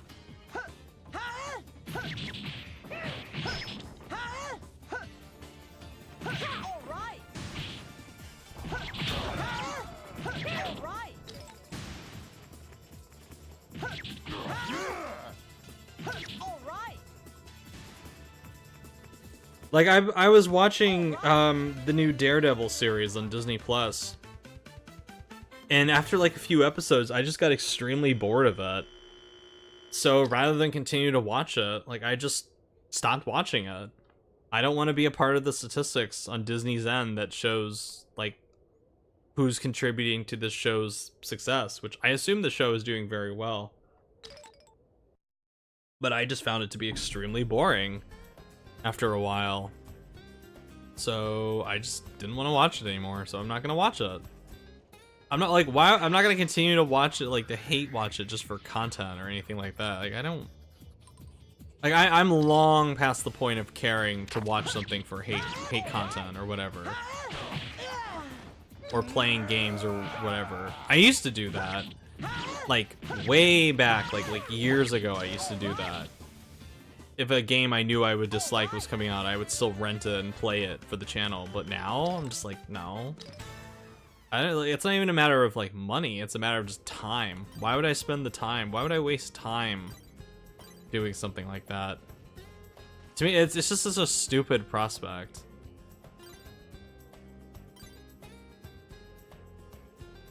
I'd rather spend my time engaging with things I know I'm gonna like, or that I'm like genuinely looking forward to, or what have you.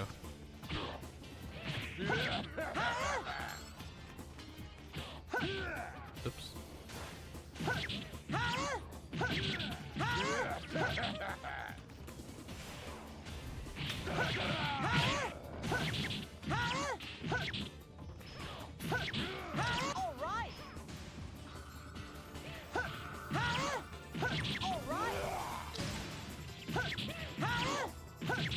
I know if you do not like something, do not buy, do not support it, it's that simple. Exactly.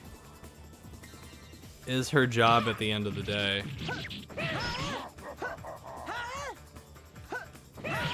I guess so, but it's like, again, she's that's where the term grifter comes from. Where she's just like making money on other people's outrage over something. Like farming engagement. That's why I have no problem calling these people grifters. Despite how overplayed, overused some people might think the word is.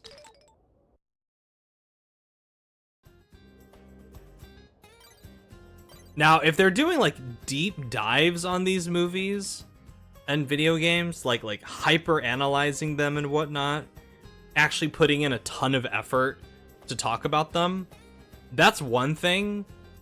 But if they're just going to buy something to then make a 15-minute video shitting on it and then call that at the end of the day, it's like it's easy, but I have no respect for the art form.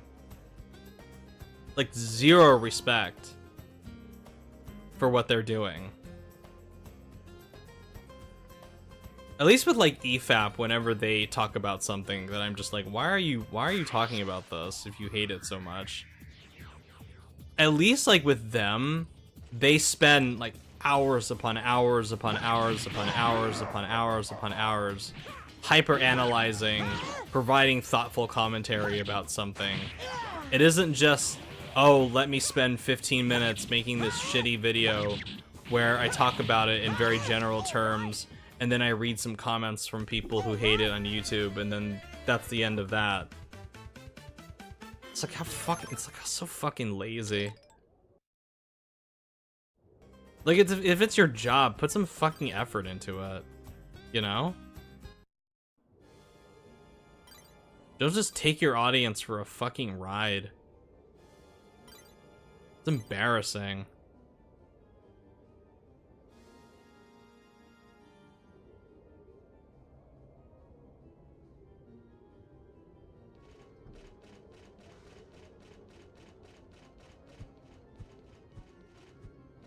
So funny that overhyped 9th gen only games like Starfield and Starblade did nothing to make people go out and buy the new hardware. Well, I mean, Stellar Blade probably did much more than Starfield did. Starfield, I feel like before they bought Activision Blizzard, Starfield was Microsoft's big bet with Game Pass. And it, like, clearly did not move the needle anywhere near in the way that Microsoft was probably hoping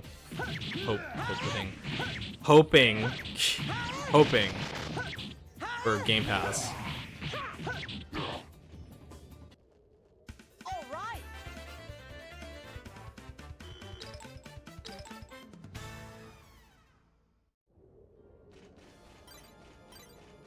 I wonder if I should go buy... You know what? How much money do I have? 108,000. Yeah, let's go buy... Let's go back to Fort Halencia and buy the, that one, like, training dummy where I get more XP from battle. Let's go get that. Why not? We have the money for it, you know?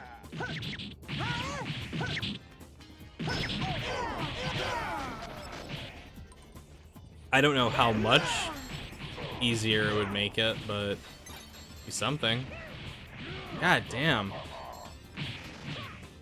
That elemental is wild. That's why AAA games have been slop lately. It's not the only reason. Just further corporatization, lack of risk. Frankly, like, not particularly creative or talented people entering the industry and staying in these companies. There's a lot of reasons why there's a lot of slop in the AAA games industry.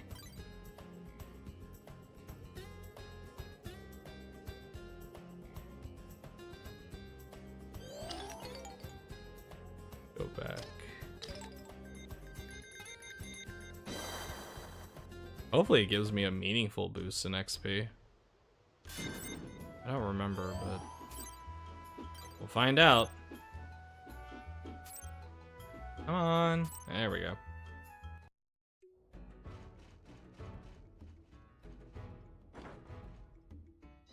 I think it was like 50,000 doggles for the training gear. I think.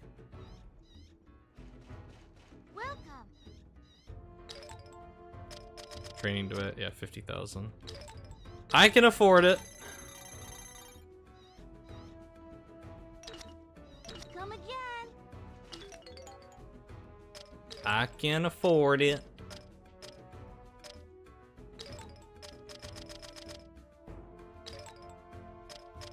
How much XP do I gain?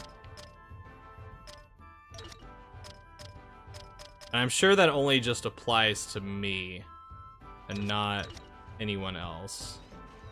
Which is unfortunate, but it is what it is.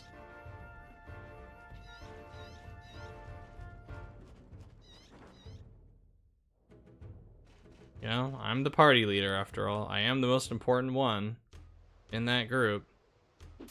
And in the entire game.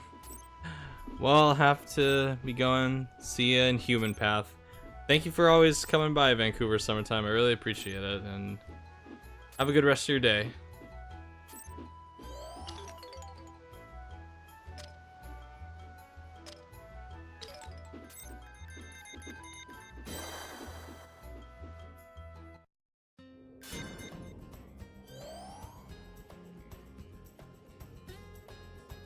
Let's test this out.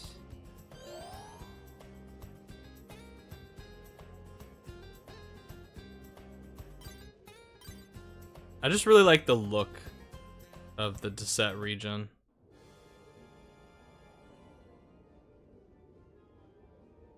Very peaceful, despite the enemies surrounding you. It's a very chill environment that I really like. This one, not so much, but I mean, as far as peaceful. Due to bandwagoning reasons. Talking about for companies?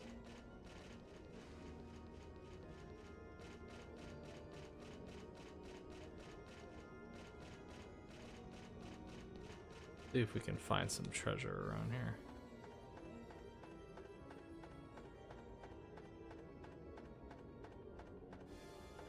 Rich overview took. You really like to bring up that guy, Sonic. I don't know, I secretly think you like really enjoy watching that guy for some reason. Due to how much you bring him up.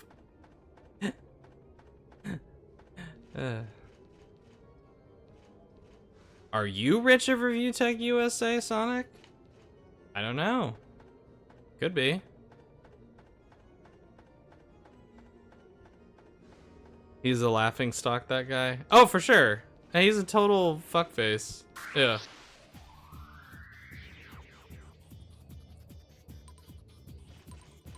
I think I think it was June the King that did a video about him talking about his controversies and whatnot. And I remember watching it. No, I'm not Rich of Review Tech USA. Okay, I just want to make sure.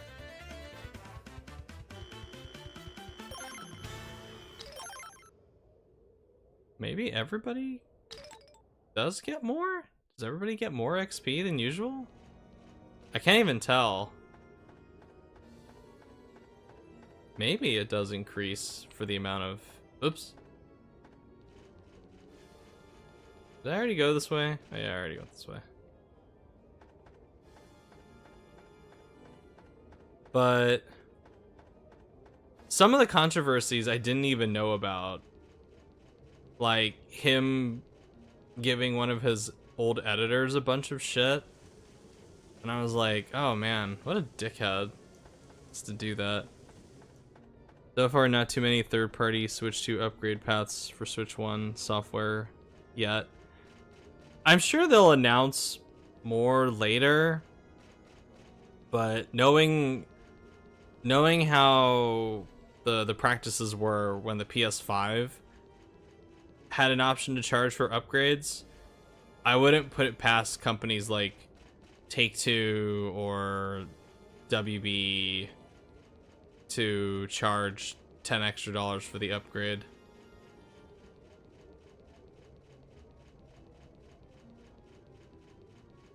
They're gonna look at it and be like, hell, if Nintendo can do it, we can do it too. And they'll do it. Because they suck.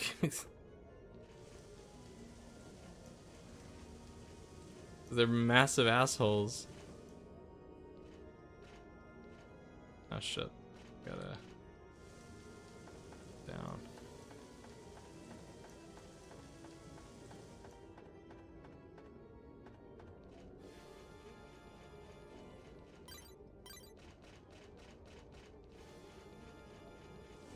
Oh, yeah.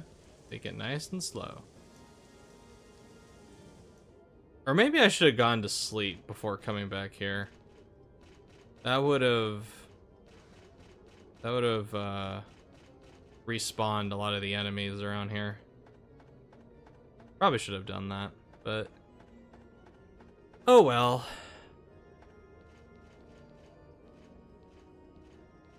Maybe if I don't encounter an enemy for a while. Oh, there's one. No! Come back! I want to fight you. There you go. Come over here. There we go. Come over. Come on. Come on. There we go.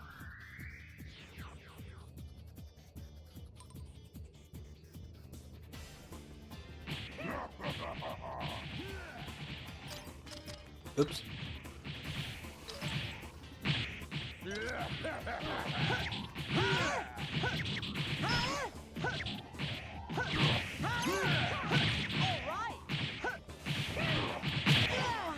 Yeesh.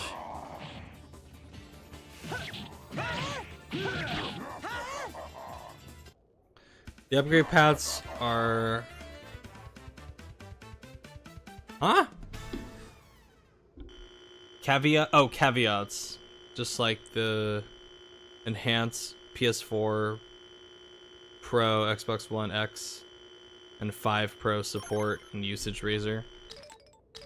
I mean, I'll have to see what other games are gonna offer upgrades that are third party. Because I'm pretty sure Hogwarts Legacy is already available on the Switch. Oh, Switch 1. And I know Hogwarts Legacy is coming to Switch 2. But I'm pretty sure I heard that Hogwarts Legacy is not going to be 60 frames on Switch, even docked. Switch 2 even docked. So that begs the question, what is not Microsoft, what is Warner Brothers doing that is going to justify that increase? Because I know damn well WB will jack up the price of the Switch 2 version just because they can. Because they're WB and they're dickheads. But unlike Breath of the Wild or Kirby, there is no material benefit, especially with the lack of a frame rate boost, if that reporting is true, that I believe is worthy of a $10 upgrade. That should be one that's free, because they're not offering new content. They're not offering an upgraded performance. They're just doing like a slightly less blurry version of Hogwarts Legacy for the Switch 2. Hogwarts Legacy had no upgrade path for Crushed in any version. Well, that doesn't surprise me, considering it's WB. I mean, why would they? They want you to buy that mediocre game all over again. Just because they're scum.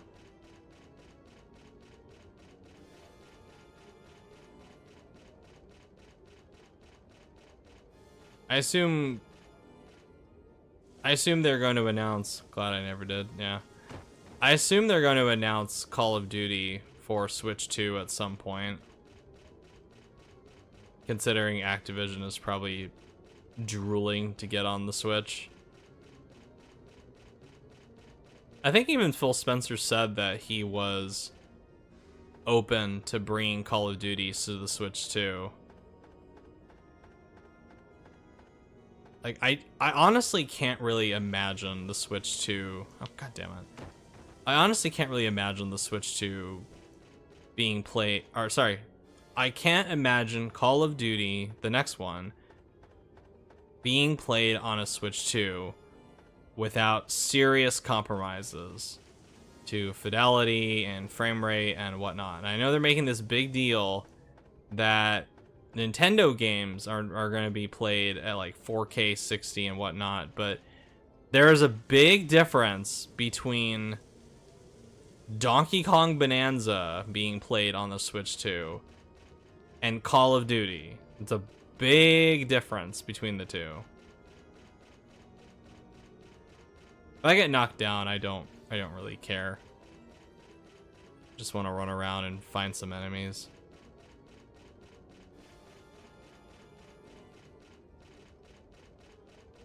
Where are my enemies at? Sonic X Shadow was cross-gen upgrade path on PlayStation, Xbox. Gives hope for Switch 2. Well, it's gonna depend on the publishers. I'm sure Sega is one of the less shitty ones, even though they do some pretty shitty things at times. I could see a free upgrade path for Sonic X Shadow, but I don't feel comfortable guaranteeing it because I never know with these companies.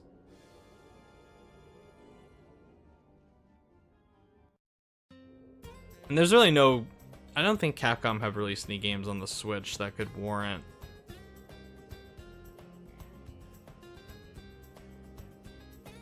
having an upgrade path, especially when they did release Resident Evil on the Switch. It was those fucking cloud port versions of them.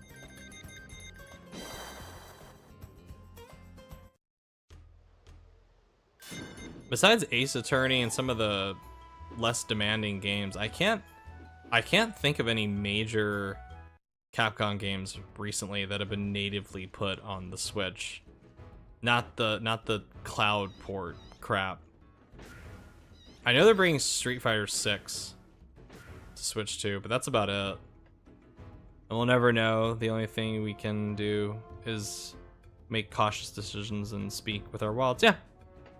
That's all I'm asking for from anyone who's like riled up about the Switch 2. Just speak with your wallet, and Nintendo will respond in kind. But as I've said, I don't have much hope that people are going to respond, and you know, because that's all I'm telling you guys, all it's gonna take. These people that are rah fight the power right now, Nintendo's gonna go, oh, well then we have something for y'all. And they're gonna drop the trailer for the next Mario Kart, or sorry, they're gonna drop the trailer for the next Super Mario, 3D Mario game, or Zelda, or Animal Crossing, or Smash, or whatever their game is. And these people are gonna fold like an accordion, bend over backwards to buy a Switch 2, just so they can get that dopamine rush playing the next game in their favorite series, or a series that they love. Telling y'all, it happens almost every single time. Very rarely will you see customers making decisions that are in their best interest, even if it results in short-term, you know, FOMO or desire for something.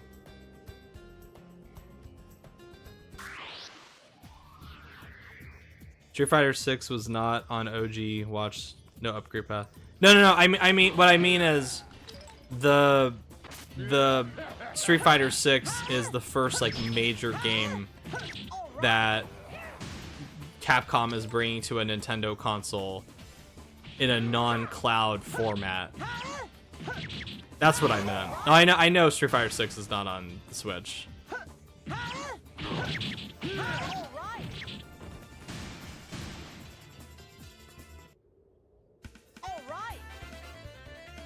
I wonder if that trading gear actually made a difference, but meh, whatever. I'm just gonna pretend. I'm just gonna think that I got my 50,000 doggles worth of stuff from that. Cloud formats are fake ports. Yeah, exactly. That's what I mean.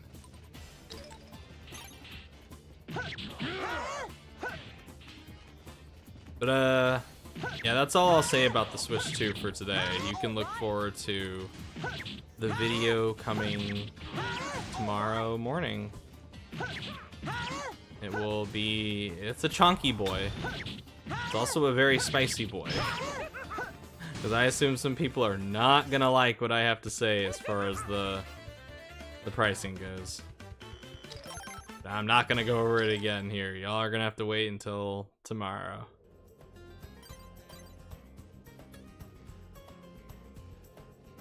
Let's fight this big tortoise guy.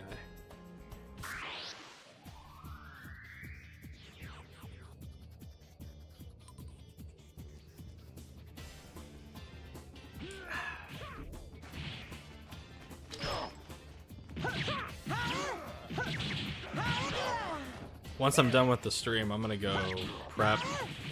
I'm making pork tacos tonight. I gotta go cut the potatoes. I gotta go cut the tomatoes, cut the onions, and then I gotta stew the pork or let it marinate. So it takes time, but the results are delicious, especially with black beans and some little bit of avocado salsa in them. Really, really good stuff.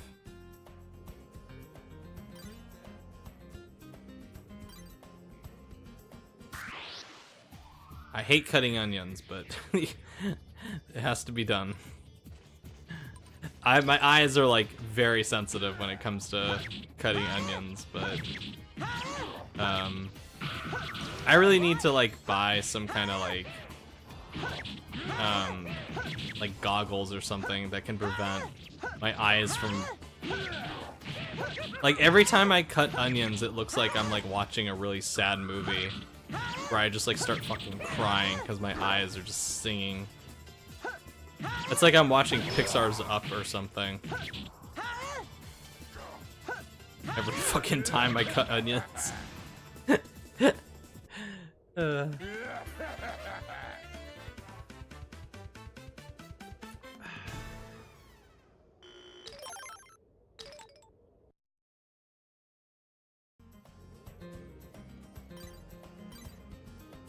Alright, Cactus Man.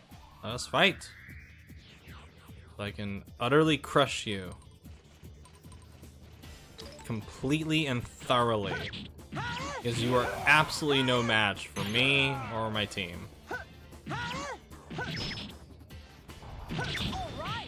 Oh, damn it. I was hoping to avoid that.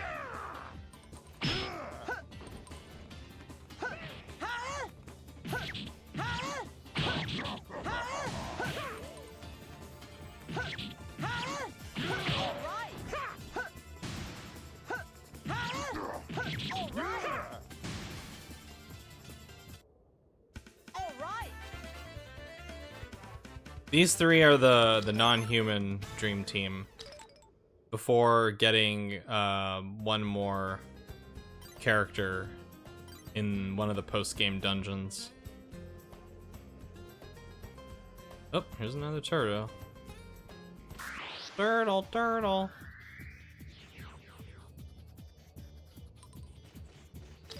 Oh. Got the turtle. Gotta fight some bugs. Alright, good. Got rid of the bugs. That was the number one priority. I want to know what I would do if those bugs were allowed to live. Yeah, poor poor tortoise. Poor little guy. He's not doing anything. He's just wandering around. He's not attacking me. And because I need XP, I just have to slaughter him and his friends.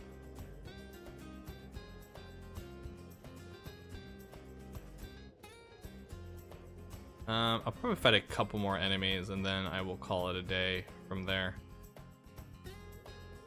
Let me see who I have left.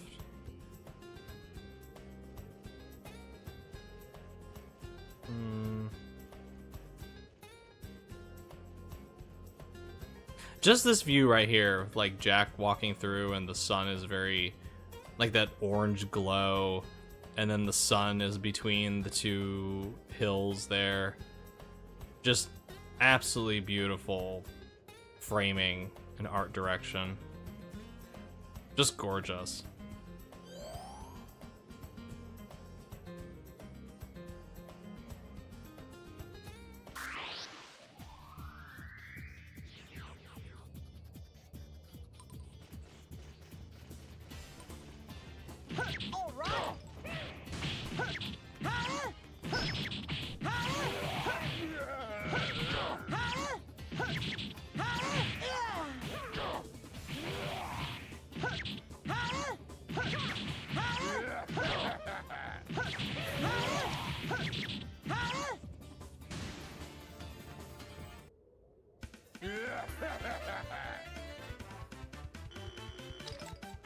I'll call it a day once Jack reaches a Once Jack levels up, I'll call it a day.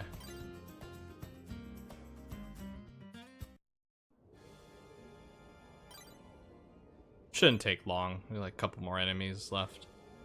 Especially now that we're in the city of White Knights. We're gonna find some pretty powerful enemies around here.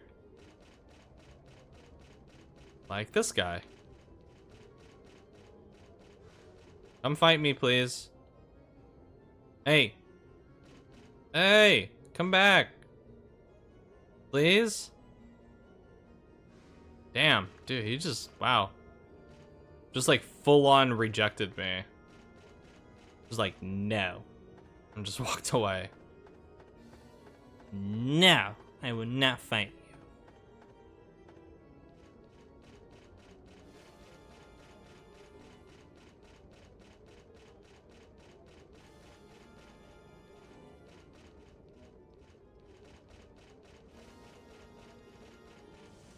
you. Oop. Let's go down here and see what we can find.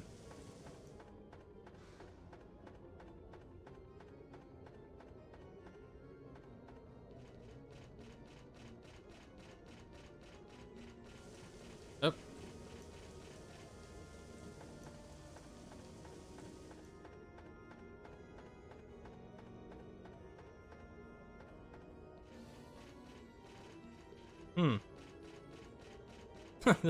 Oh, here we go. Here's one. Oh, crap. I got ambushed, I think. Oh, no, I didn't. Wow, that's surprising.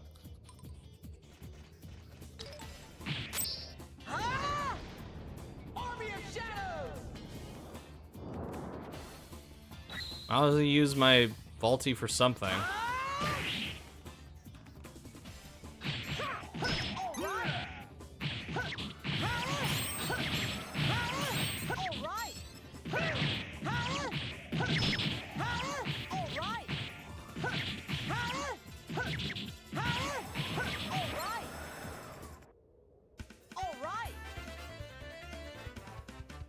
Holy shit.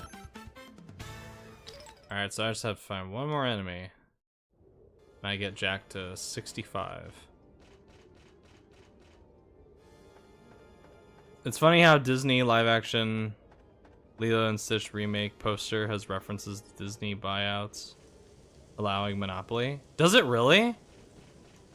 I don't even know. I don't think I've looked at that poster closely enough.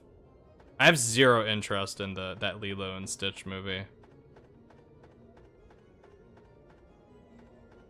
Like, why would I want to watch that when I can just watch the last one, the original on Disney Plus, and have a much better time and stay at home and not watch that ugly fucking CGI goblin running around and trying to be all like cute and shit. Like, I don't care what people think. I think Stitch looks fucking ugly as fuck as a CGI character. It shows Star Wars, Marvel, Pixar, and 20th ugh. I wish you hadn't told me that. It's so disgusting. I hate that so much. I wish I had just lived in like ignorance, not knowing that, after not paying attention to the poster. God, what a fucking awful company Disney is, I swear. Ugh.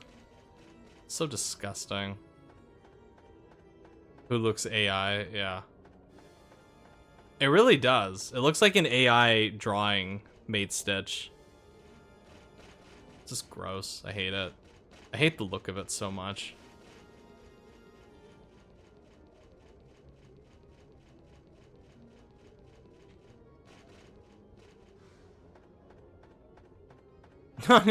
No, you're good, Sonic. Don't worry. Nothing to apologize for.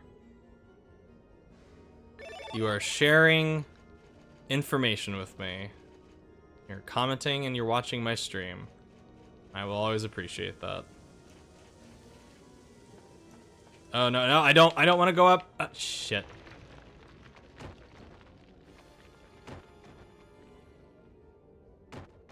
Well, I think on that note, I'll end the stream here. I know it's not exactly It's not exactly leveling up, but I do have to get going, start prepping dinner. So, ideal. Yeah, ideal. So, anyway, that was Radiata Stories.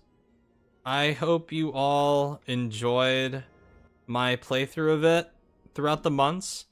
It's crazy that I started this back in December, and here we are now at the beginning of April, and I finally have completed a playthrough of it. It's crazy how time has just flown by. So, and I want to thank you all for stopping by. Thank you, Sonic. Thank you, David. Thank you, Nero. Thank you, Vancouver Summertime. Thank you, Richard. I think that's everybody that was here. So yeah, and then for anyone who's gonna watch the stream later on a VOD, thank you to everyone who came back, who's watched throughout the months. I really appreciate it. So while I won't be doing Radiata Stories for the time being, you can look forward to whatever is going to be chosen as the game, more than likely Killzone 2 by next week. And I will see you all next week for a new game. And if you haven't voted in the poll yet, the poll is available as a post on my YouTube channel. Just go find it. You can vote. The options are all there. So that's it. I hope you all enjoyed watching me play Radiata Stories, one of my favorite games. Very, very underrated little gem. And yep, so have a good rest of your day, everyone. And I will see you all next time. Look forward to the new video tomorrow about the Switch 2. And I'll catch y'all later. Have a good one, everyone. Goodbye.